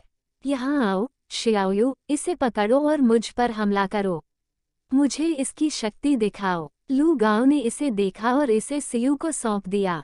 यह सियू ने मास्टर पर गोली चलाने की हिम्मत नहीं की और फिर अपने पिता सी लॉन्ग की ओर देखा। सिलोंग तुरंत समझ गया कि उसका क्या मतलब था और शांति से कहा, हमला करने के बारे में चिंता मत करो, तुम्हारा स्वामी कोंट्रा है, ये हथियार उसे बिल्कुल भी नुकसान नहीं पहुंचा सकता है। इस समय सियू को भी राहत मिली और उसने सीधे बंदूक लोड की। ये देखकर कि मास्टर तैयार था, उसने सीधे ट्रिगर खींच दिया। उछल। लू गाओ बिल्कुल भी नहीं हिला, लेकिन जब उसने व्यक्तिगत रूप से शक्ति का प्रयास किया तो उसकी आंखें चमकने लगीं और उसने उत्साह से कहा, ठीक है, जिस व्यक्ति ने ये हथियार बनाया है वह निश्चित रूप से एक प्रतिभाशाली व्यक्ति है। इस चीज के साथ हम लोहार भविष्य में इसका उपयोग करने में सक्षम नहीं हो सकते हैं। मैं पलट सकता हूँ। फिर उसने सियू के हाथ से डेजर्ट ईगल ले लिया और अनुसंधान के लिए उसे अलग अलग हिस्सों में बांटने लगा। इस अध्याय का अंत। विज्ञापन। अध्याय 17 double 10,000 years soul ring. Master की हरकतों को देखकर सियू को पता चल गया कि वह इसे नष्ट करने जा रहे हैं, इसलिए उसने जल्दी से उन्हें रोक दिया। मास्टर, आप इसे नष्ट नहीं कर सकते। मेरे दोस्त ने मुझे बताया कि उसने एक आत्मा विनाश उपकरण स्थापित किया है और अगर वह इसे नष्ट कर देगा तो यह नष्ट हो जाएगा। सीयू की बातें सुनकर लू गाओ कुछ देर के लिए रुका और फिर अध्ययन करना जारी रखा। उसे विश्वास था कि अपने स्तर से वह इसे आसानी से अलग कर सकेगा। कुछ ही देर बाद लू गाओ ने इसे तोड़ना शुरू कर दिया। बस एक धमाका हुआ और डेजर्ट ईगल पिस्तौल जमीन पर बिखर गई और कुछ हिस्से जल गए। लू गाओ को यह नहीं पता था कि जब सू तियान ने इस anti disassembly self destruct device को डिजाइन किया था तो उसने कुछ विचार भी शामिल किए थे। कोई फर्क नहीं पड़ता कि इसे कैसे अलग किया जाए, एक बार इसे अलग कर दिया जाए तो कुछ महत्वपूर्ण हिस्से अवश्यंभावी रूप से क्षतिग्रस्त हो जाएंगे, भले ही वह इसे स्वयं ही अलग कर दे। तीनों ने तुरंत एक दूसरे की ओर देखा और माहौल एक बारगी बहुत अजीब हो गया। अहम शियाओयू, क्या तुम्हारा दोस्त अभी भी वहाँ है? जल्दी करो और उसे खोजो। लू गाओ ने अपनी शर्मिंदगी को छिपाने के लिए 2 बार खांसा और सियू से कहा, मास्टर, सू तियान आज मुझे अलविदा कहने के लिए यहाँ आया था और उसे अब तक गेंगक्सिन शहर छोड़ देना चाहिए था। सियू के बोलने के बाद वह जानता था कि उसका जवाब निश्चित रूप से मास्टर को संतुष्ट नहीं करेगा, इसलिए उसने जल्दी से जारी रखा, हालांकि सू तियान ने कहा कि वह कुछ वर्षों में वापस आएगा। लेकिन लू गाओ अब एक पल भी इंतजार नहीं करना चाहता था। कुछ सालों की तो बात ही छोड़िए, और उसने जोरदार लहजे में कहा, क्या तुम्हें नहीं पता कि वह कहाँ जा रहा है? बस जाओ और उसे खोजो। नहीं, मुझे नहीं पता। सू तियान घूमने गया है और उसे नहीं पता कि वो कहाँ जाएगा। सीयू को भी अब बहुत पछतावा हो रहा है, उसने सू तियान से क्यों नहीं पूछा कि वो कहाँ गया था। सीयू की आवाज़ धीमी हो गई और कमरा फिर से शांत हो गया। सू तियान को स्वाभाविक रूप से यह नहीं पता था कि उसके जाने के बाद लू गाओ को पहले से ही उसका डेजर्ट ईगल मिल चुका था और इसे पहले ही नष्ट कर दिया गया था और वह अब हानहाई शहर के लिए रवाना हो गया था। गेंगक्सिन शहर खुद स्टार लुओ साम्राज्य की सीमा पर है, समुद्र से ज्यादा दूर नहीं। 2 दिन बाद सूतियान पहले से ही हानहाई शहर के पास था। समुद्र के किनारे हवा पहले से ही नमकीन महासागर के वातावरण से भरी हुई है और आसपास के जल तत्वों की शक्ति भी बहुत मजबूत है।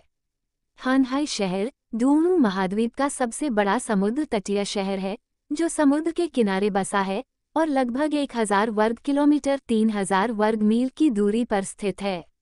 हेवनडू साम्राज्य के समुद्री व्यापार का आधे से ज्यादा हिस्सा शहर के आसपास तट के किनारे बसे विभिन्न आकार के गांव हैं, जो समुद्र लोग आमतौर पर अन्य स्थानों के लोगों की तुलना में कद में छोटे होते हैं और उनकी त्वचा का रंग गहरा होता है। सूतियान ने इस बार शहर में प्रवेश करने की योजना नहीं बनाई थी। ये स्थान गेंगक्सिन शहर से अलग है। गेंगक्सिन शहर में सोने के तत्व की शक्ति केवल शहर में ही बेहद मजबूत है। यहाँ चाहे वह हानहाई हो, शहर हो या आसपास के गांव, ये सभी समुद्र तट के किनारे बसे हैं। हाँ, आपको समुद्र तट पर जाने की जरूरत नहीं है। शहर में जाकर अभ्यास करने का प्रभाव उतना अच्छा नहीं है जितना सीधे समुद्र तट पर जाकर अभ्यास करने का। सूतियान सीधे पास के एक गांव में गया। इस गांव को ग्यू गांव कहा जाता था।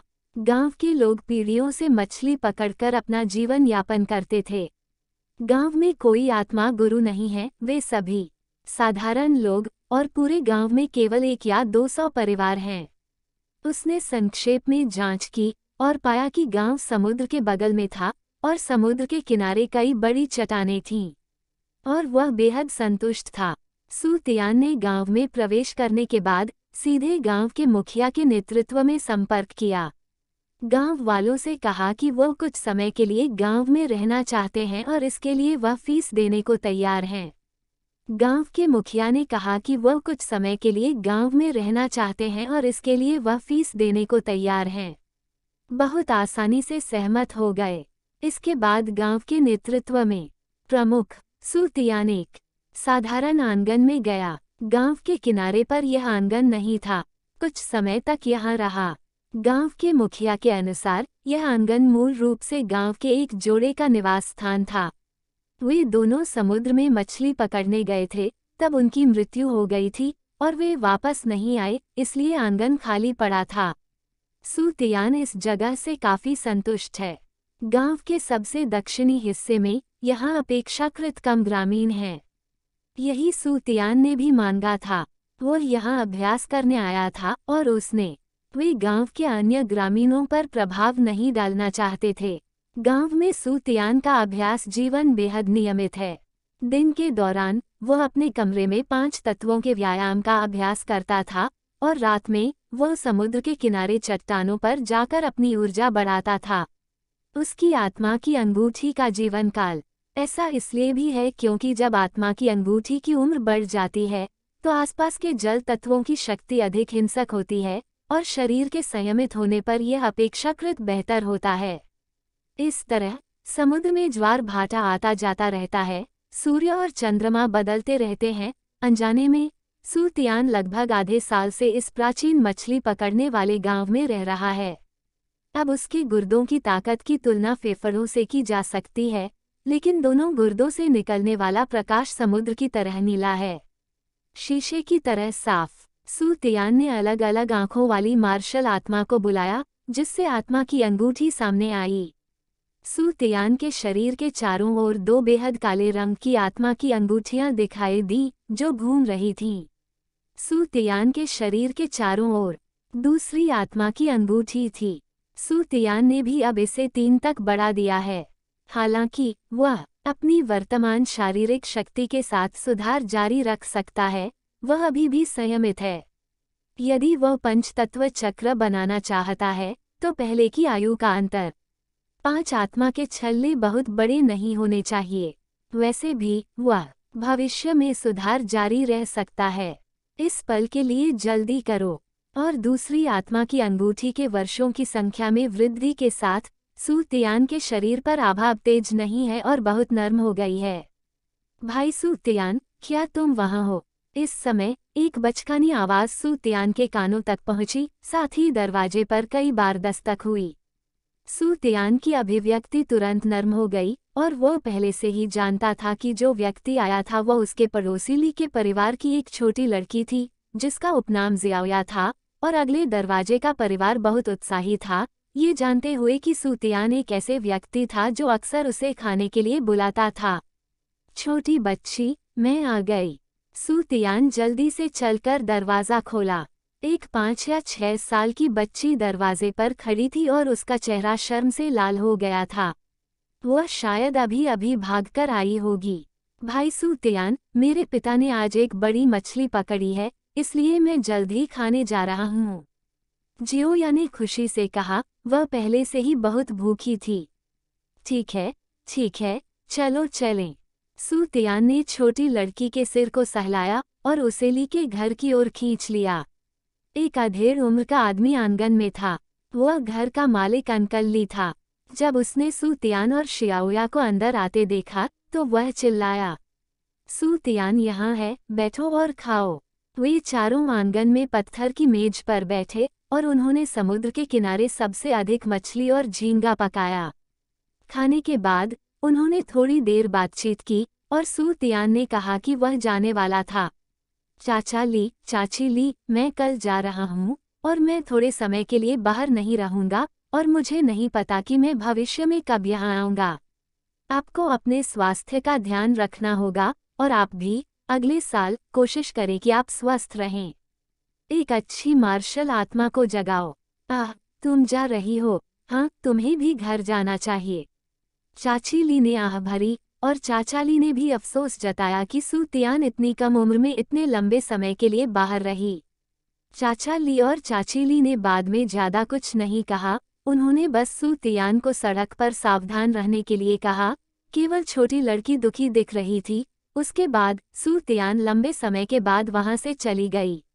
अगले दिन सू तियान ने अंकल ली को परेशान नहीं किया और हानहाई शहर में कुछ सामान खरीदने के बाद उन्होंने एक गाड़ी किराए पर ली और अपनी अगली यात्रा के लिए निकल पड़े। गंतव्य सूर्यास्त वन। आज मैंने खुद पिछले अध्याय पढ़े और पाया कि उनमें बहुत सी टाइपिंग की गलतियां हैं।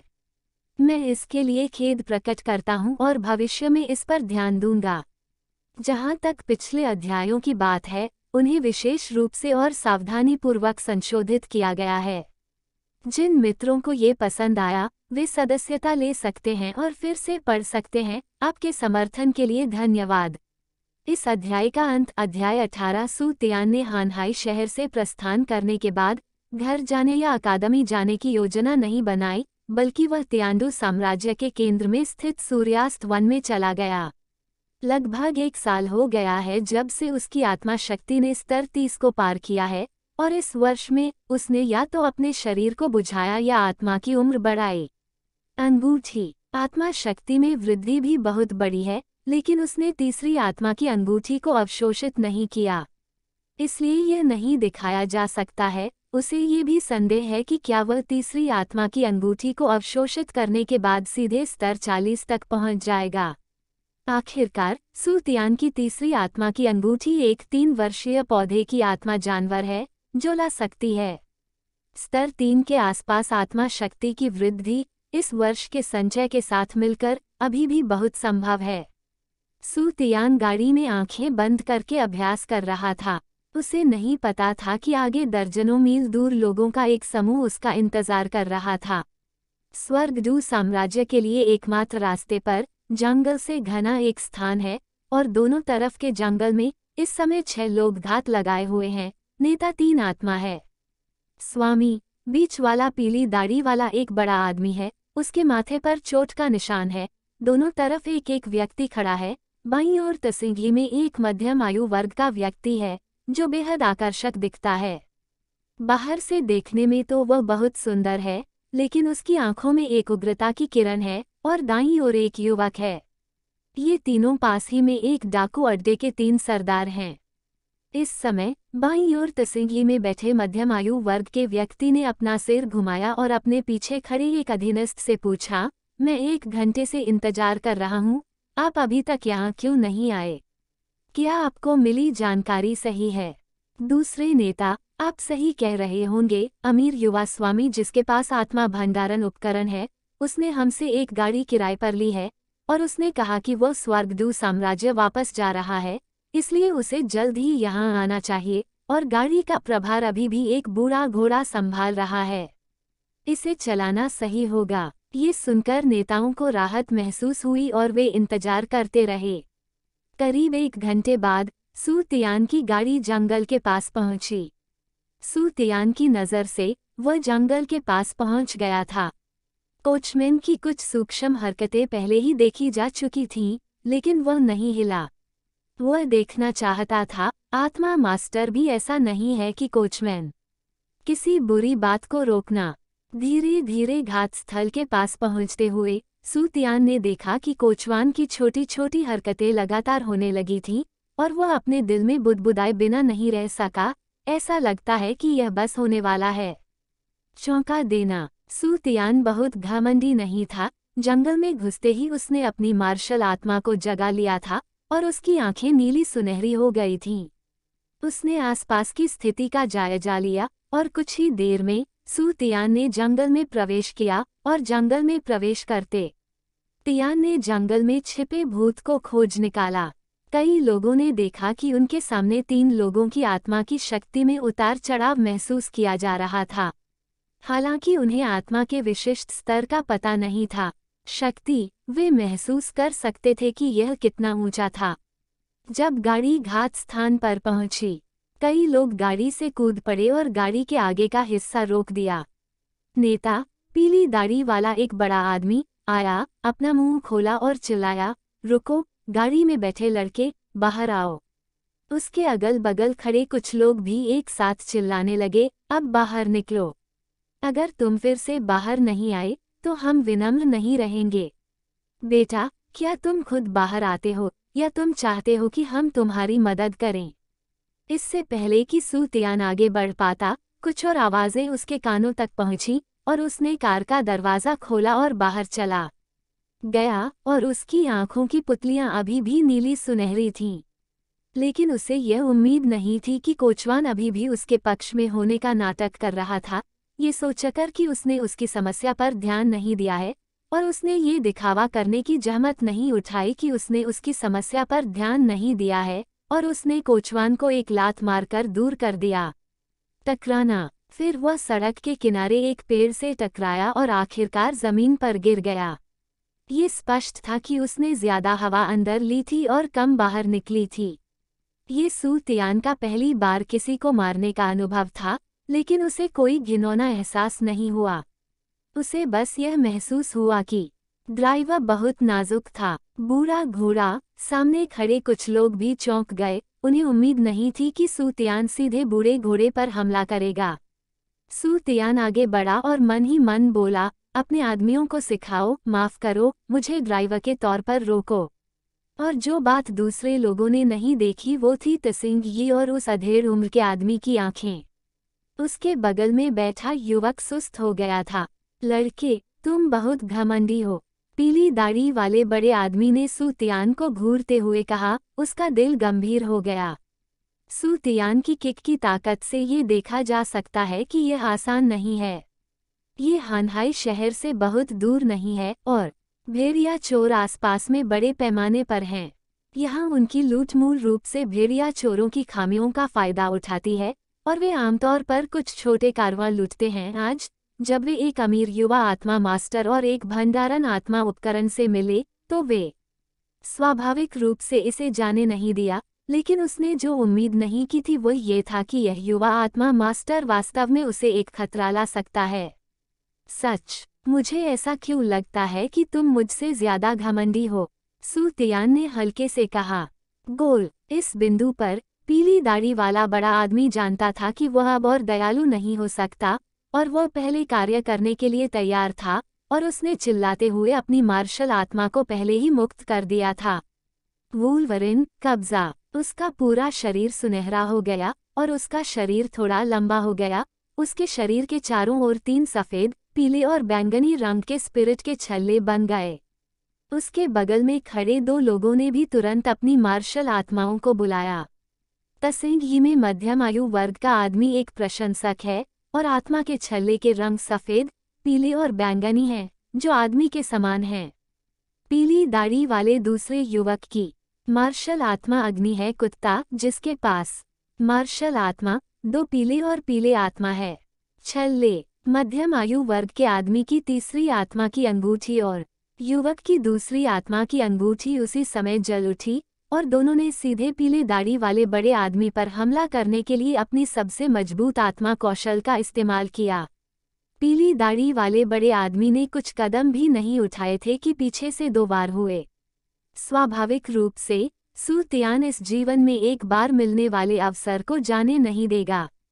पहला आत्मा कौशल स्वर्ण ध्रुव का ब्लेड पीली दाढ़ी वाले आदमी का पेट तुरंत छेदा गया और वह जमीन पर भारी होकर गिर पड़ा, लेकिन उसने सू तियान की ओर नहीं देखा बल्कि अपने हाथों से अपने शरीर को सहारा दिया और अपने बगल में बैठे मध्यम आयु वर्ग के व्यक्ति और युवक पर गुस्से से चिल्लाया, तुम ऐसा क्यों? स्वाभाविक रूप से उन दोनों ने न तो बात की न ही एक दूसरे से बात कर सके। वे बोलते हैं, इसके बजाय वे चुपचाप सू तियान के पीछे खड़े हो गए। पीली दाढ़ी वाला बड़ा आदमी अपनी आंखें फाड़ रहा था।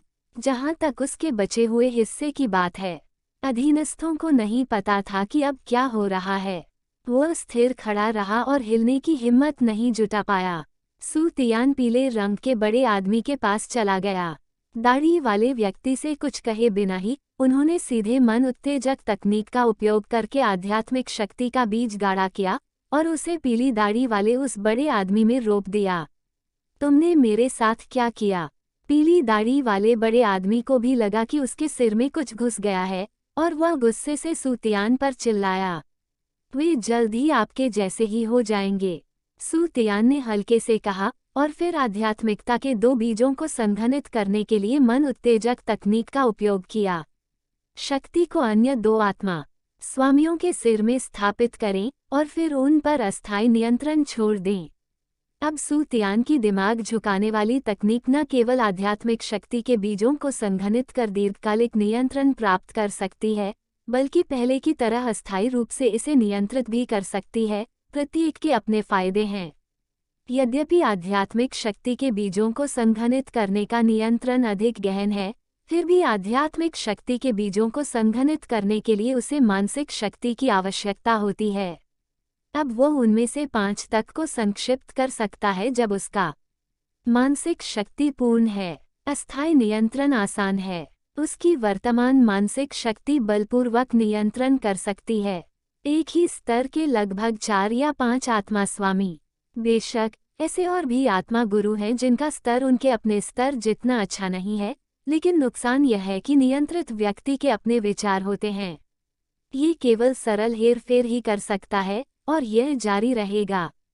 किसी की मानसिक शक्ति का उपभोग करना। इस अध्याय का अंत। अध्याय 19 सूर्यास्त 1। इस समय तसिंगी में मध्यम आयु वर्ग के व्यक्ति और एक अन्य युवक को भी होश आया। वे पीली दाढ़ी वाले बड़े आदमी के पास गए और उसे उठने में मदद की। अब जो हुआ वो तो तुम सब जानते ही हो, है न? तुम्हारा जीवन और मृत्यु मेरे दिमाग में है, चाहे तुम कितने भी दूर क्यों न हो। भागो, ये बेकार है। आपको वर्तमान स्थिति को बेहतर ढंग से समझने देने के लिए मैं चाहता हूं कि आप इसे ध्यान से अनुभव करें।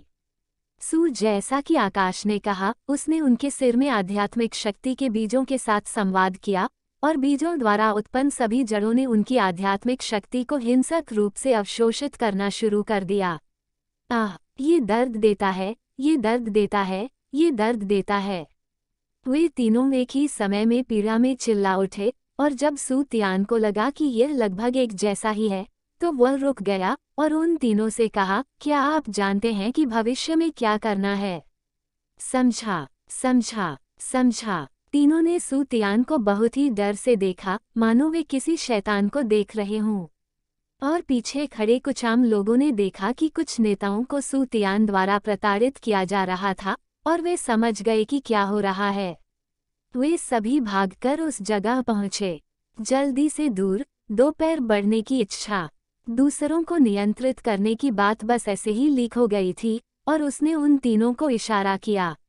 उनमें से 3 तुरंत समझ गए कि सू तियान का क्या मतलब था, एक दूसरे को देखा और फिर सभी उठकर उस दिशा की ओर चल पड़े जिधर उनके अधीनस्थ भाग रहे थे। जंगल में कई बार चीखने चिल्लाने के बाद वे तीनों थोड़ी देर में सूतियान के पास लौट आए।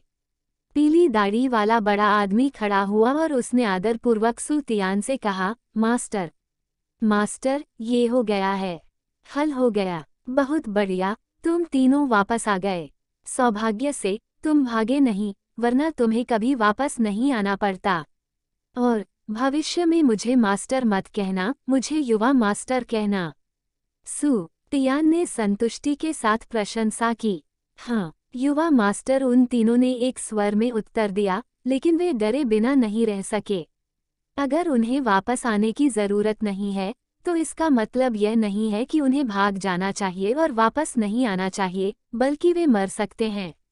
इसके बाद तियान उन तीनों को एक गाड़ी में सूर्यास्त वन ले गया। गाड़ी में उसने उन तीनों की आत्मा शक्ति की स्थिति भी जानी और उनमें से प्रत्येक को एक कोड नाम दिया। हुआंग दहल, जिसे पीली दाढ़ी वाले बड़े आदमी के रूप में भी जाना जाता है, जिसका कोड नाम हुआंगजू, वो उन वुल्वरिन है कि आत्मा शक्ति 36 है।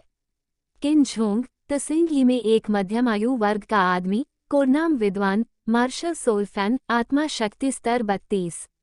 ली योंग, एक युवक, जिसका कोड नाम फायर डॉग है, उसकी मार्शल आत्मा फायर डॉग है, जिसकी आत्मा शक्ति स्तर 28 है।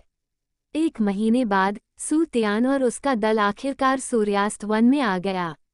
इस महीने के दौरान तियान को स्पष्ट रूप से महसूस हो रहा था कि आध्यात्मिक शक्ति का बीज उसने उन तीनों को सूक्ष्मता से प्रभावित किया और वो उसके प्रति अधिक आदरपूर्ण हो गया, और फिर भी अपने दिल की गहराई से वो उन्हें सूर्यास्त वन में ले जाने में अधिक सहज महसूस कर रहा था।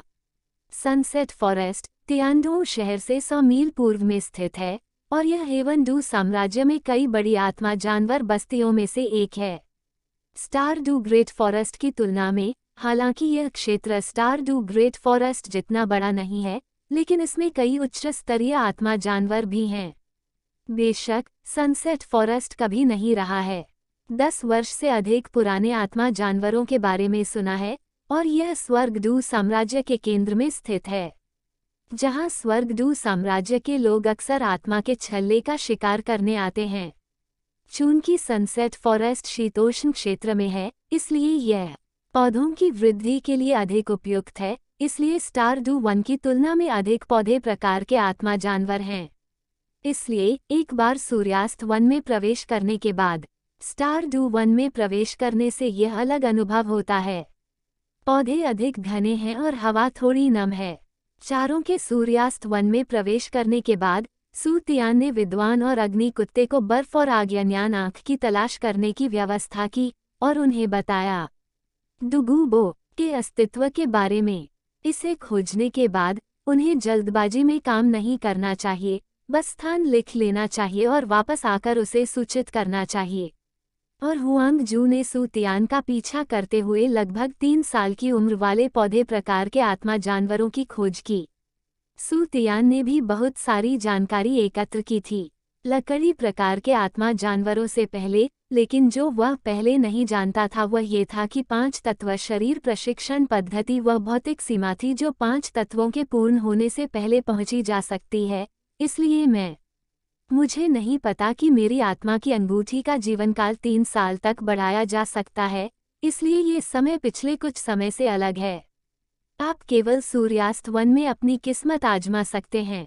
जब तियान ने हुआंगजू को उस आत्मा जानवर के प्रकार और उम्र के बारे में बताया जिसे वह ढूंढ रहा था, तो हुआंगजू ने बहुत अधिक आश्चर्य नहीं दिखाया, मुख्यतः इसलिए क्योंकि वह नहीं जानता था कि वह किस प्रकार का आत्मा जानवर है। वैसे भी वह जानता था कि तियान उनसे अधिक शक्तिशाली थी। आधे महीने की खोज के बाद भी उन्हें कोई उपयुक्त पौधा प्रकार का आत्मा जानवर नहीं मिला है, लेकिन उन्हें 2 साल पुरानी भूत बेल का सामना करना पड़ा है। हालांकि यह असंभव नहीं है, लकड़ी की विशेषता अपने आप में 5 में से सबसे कोमल विशेषता है। तत्व वह उपचार प्रणाली के एक पौधे प्रकार के आत्मा जानवर को खोजने के लिए अधिक इच्छुक है। हालांकि डोलुओ महाद्वीप में आत्मा स्वामी जो नहीं है, सहायक प्रकार निश्चित रूप से उपचार प्रकार आत्मा जानवरों को अवशोषित नहीं करेगा। वह सोचता है कि इससे उसकी समग्र शक्ति कम हो जाएगी, लेकिन सु आकाश अलग है। 5 तत्वों को पूरा करने के बाद उसे कमी नहीं होगी। आक्रामक साधन, इसलिए वह अपनी कमियों के लिए खुद को बनाना चाहता है, क्योंकि कोई भी गारंटी नहीं दे सकता है कि उसके पास हमेशा एक उपचारक आत्मा गुरु होगा। उसका पक्ष, पूरा डोलुओ महाद्वीप 7 लोगों को एक समूह के रूप में बढ़ावा देता है, नियंत्रण, हमला, बचाव और उपचार। उनमें से केवल कुछ ही ऐसे हैं जो बहुत अच्छे हैं। इस पर, और यदि आप अन्य विभागों से आत्मा के छल्ले को अवशोषित करते हैं, तो आपको लगता है कि यह आपकी प्रतिभा की बर्बादी है। सु तियान ने वास्तव में बयान पर उपहास किया, एक व्यक्ति है, कोई दूसरों से कैसे उम्मीद कर सकता है? अपनी कमियों के लिए किसी के जीवन में हर समय 7 लोग एक साथ कैसे हो सकते हैं? उसने कभी भी स्तर 60 से ऊपर आत्मा सम्राटों के बारे में नहीं सुना है। शिक्षक और 4 से अधिक लोग अक्सर एक साथ मिलते हैं। तो उसके बाद सु तियान और हुआंग जू ने खोज जारी रखी, और आखिरकार सु तियान और दोनों को सनसेट फॉरेस्ट की गहराई में कुछ मिला। 9 स्टार बेगोनिया। मुझे एक 9 स्टार बेगोनिया मिला जो 1000 साल पुराना है। सु तियान पहले से ही बहुत खुश था। वह वास्तव में भाग्यशाली था कि उसे एक उच्च गुणवत्ता वाली उपचारात्मक पौधे की आत्मा मिल गई थी। जिउक्सिन बेगोनिया जैसे जानवर, कम आयु सीमा के लिए यह अब कोई मायने नहीं रखता। आखिरकार यह एक व्यापक उपचार है। सबसे खराब स्थिति में सूर्यास्त वन में एक जगह खोजे कुछ महीनों के लिए अभ्यास करना कोई बड़ी बात नहीं है। 9 हॉट बेगोनिया जैसे पौधे शुद्ध होते हैं। सहायक आत्मा जानवर, वे बिल्कुल भी आक्रामक नहीं हैं और उनकी रक्षा औसत है, लेकिन सु तियान सुरक्षित पक्ष पर रहने के लिए सीधे आगे नहीं बढ़े, लेकिन पहले आत्मा कौशल का इस्तेमाल किया। पहला आत्मा कौशल स्वर्ण ध्रुव का ब्लेड। पहले आत्मा कौशल द्वारा बनाई गई सुनहरी तेज ब्लेड सीधे 9 सितारा बेगोनिया तक गई, लेकिन रास्ते में एक अंकुरित बेल द्वारा अवरुद्ध हो गई। ये सु तियान का ही था जिसने देखा कि एक आकाश हरा था, लगभग 1 वर्ष पुरानी बेल। ये वास्तव में एक शीर्ष स्तरीय पौधे प्रकार का आत्मा जानवर था और 2 शीर्ष स्तरीय पौधे प्रकार आत्मा जानवर एक साथ हो गए। लेकिन इसके बारे में सोचना सामान्य है। यदि केवल एक जिउक्सिन बेगोनिया है, तो ये 2 से अधिक कैसे बढ़ सकता है? साल, यह अन्य आत्मा जानवरों के संरक्षण में बड़ा हुआ होगा। कोई भी अधिक, और वह सीधे छोड़ सकता है। हुआंगजू, आओ और मदद करो। सु तियान ने जल्दी से हुआंगजू को बुलाया और उसके साथ मिलकर निपटा। उन दोनों ने लगातार अपने आत्मा कौशल जारी किए और निरंतर हमलों के तहत स्काईग्रीन वाइन को अंततः काट दिया गया। भले ही यह स्काईग्रीन वाइन की तुलना सोल किंग से नहीं की जा सकती, यह अभी भी सोल सेक्ट में सबसे शक्तिशाली था। इसे काटने और गंभीर रूप से घायल करने से भी आधे से अधिक सोल पावर खत्म हो जाती थी। बस जब सु तियान सबसे पहले स्काईग्रीन टैंक से छुटकारा पाने के लिए आगे बढ़ना चाहता था, तो जिउक्सिन बेगोनिया ने अचानक एक पत्ता बढ़ाया और इसे स्काईग्रीन टैंक पर पहुंच दिया। प्रकाश चमक गया और स्काईग्रीन टैंक पर लगी चोटें जल्दी से ठीक हो गईं, और यह एक पल में पूरे खून से पुनर्जीवित होने जैसा था। हमले की शक्ति तुरंत तेजी से बढ़ गई। तुम कैसे लड़ते हो? सु तियान और अन्य लोग भी ये दृश्य देखकर बेहद परेशान हो गए, जब तक कि उन्होंने उसे एक ही झटके में मार नहीं दिया, लेकिन वे अपने स्तर पर ऐसा नहीं कर सकते थे। इस अध्याय का अंत, अध्याय 20, बर्फ और आग की आंख की तलाश। सु तियान ने एक पल के लिए सोचा, वह केवल पहले जिउक्सिन बेगोनिया से निपट सकता था और फिर तियांगिंग टैंक से निपट सकता था, लेकिन उसे एक त्वरित निर्णय की आवश्यकता थी, इसलिए उसने जल्दी से हुआंगक्सू को आदेश दिया, हुआंगक्सू, तुम थोड़ी देर के लिए तियांगिंग टैंक को परेशान करो। बोलना समाप्त करने के बाद हुआंगजू ने स्पष्ट रूप से आत्मा शक्ति के उत्पादन में वृद्धि की, और उसकी हमला शक्ति बहुत मजबूत थी, लेकिन उसने केवल आकाशहरी बेल को थोड़ा उलझाया और उसके शरीर पर घाव दिखाई देने लगे। सु के पास आसमानी हरे रंग की बेलें अपेक्षाकृत कम हैं। तियान, उसने जल्दी से कई सुनहरे ब्लेड भेजे, बहुत तेज गति से, जिसने आसपास की लताओं को भी विक्षेपित कर दिया। स्वाभाविक रूप से सु तियान इस अवसर को जाने नहीं देगा, और एक सुनहरा ब्लेड तुरंत आकाश के हरे रंग की बेल के अंतराल से गुजरा और जड़ को सटीक रूप से काट दिया। जिउक्सिन बेगोनिया की प्रणाली सफलतापूर्वक जिउक्सिन बेगोनिया को मार रही है और एक गहरी काली आत्मा की अंगूठी उभरी है।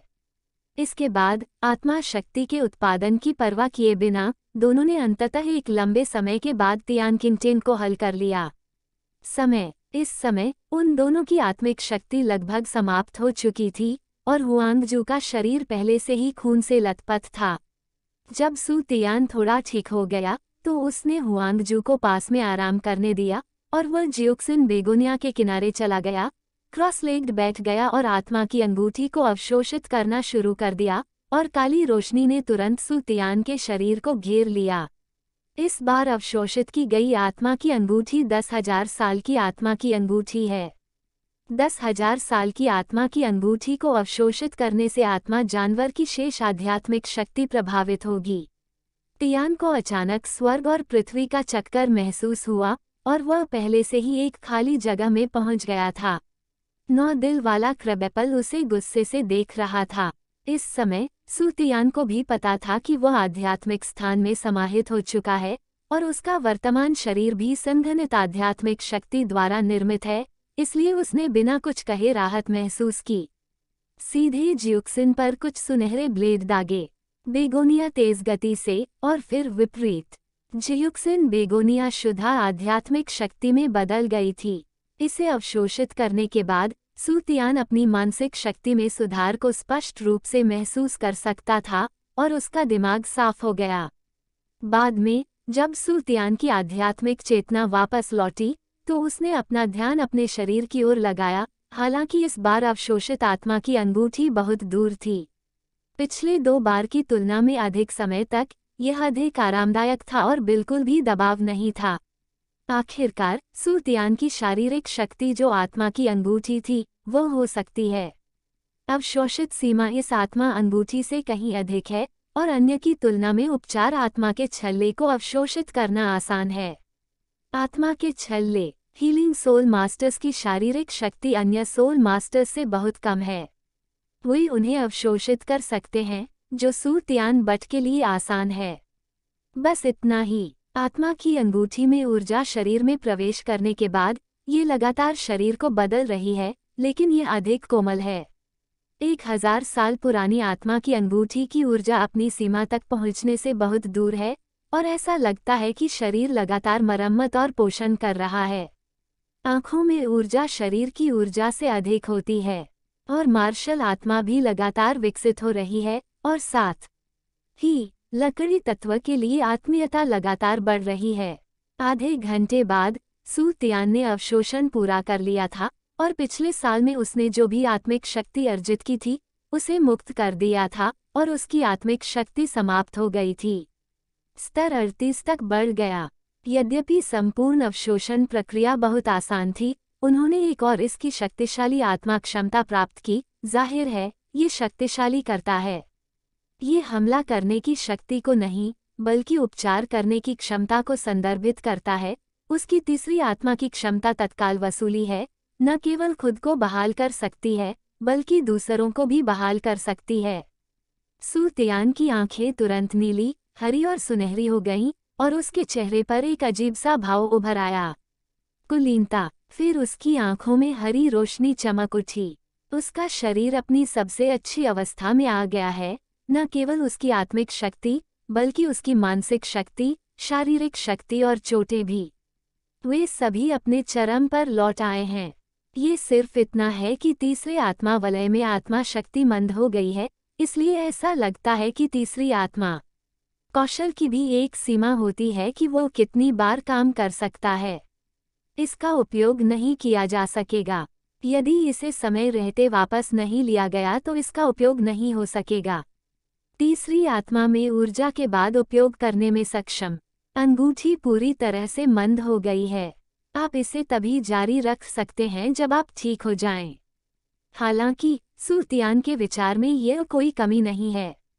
आखिरकार धुंधलेपन के परिप्रेक्ष्य में इसे दर्जनों बार इस्तेमाल करने से कोई प्रभाव नहीं पड़ता। कितनी बार इस्तेमाल करने से कोई फायदा नहीं होता। जहाँ तक उसकी दृष्टि में सुधार की बात है, जब उसकी पहली स्पिरिट रिंग और दूसरी स्पिरिट रिंग को 3 साल तक अपग्रेड किया गया, इसमें बहुत बड़ा बदलाव आया।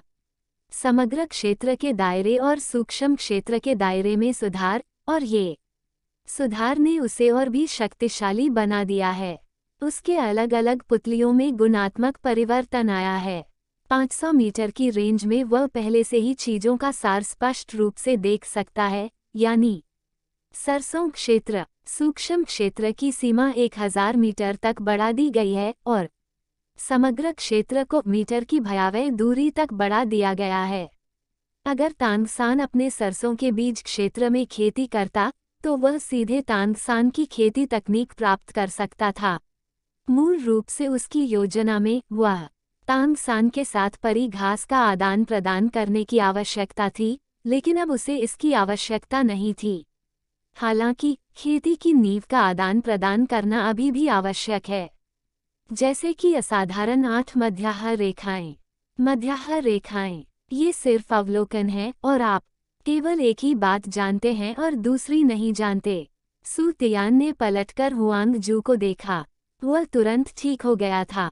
हुआंग जू के शरीर पर लगी चोटें बहुत जल्दी ठीक हो रही थीं और जल्द ही वह सामान्य हो गया, सिवाय इसके कि उसके कपड़ों पर अभी भी बहुत सारा खून लगा हुआ है।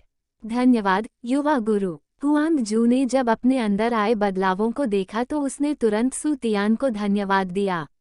सू तियान ने हाथ हिलाकर पूछा, हुआंग जू, क्या विद्वानों ने अभी तक कोई समाचार नहीं भेजा है? जाने से पहले उन्होंने सूचना प्रेषित करने का तरीका तय किया। उन्होंने केवल खोजने पर ध्यान केंद्रित किया। रास्ते में पौधे प्रकार के आत्मा जानवरों को मार डाला और सभी संपर्क मामलों को हुआंग जू को सौंप दिया। हुआंग जू ने सम्मानपूर्वक कहा, युवा गुरु, विद्वानों से खबर है कि उन्हें एक बहुत ही उपयुक्त स्थान मिल गया है, लेकिन वे विषाक्त पदार्थों से घिरे हुए हैं। वे अंदर जाने की हिम्मत नहीं कर रहे हैं और वे भाग रहे हैं। यहाँ अब जाओ, पहले उनसे मिलो, फिर साथ में जाकर देखो। सू तियान और हुआंग जू बाईं ओर निशान के साथ चले।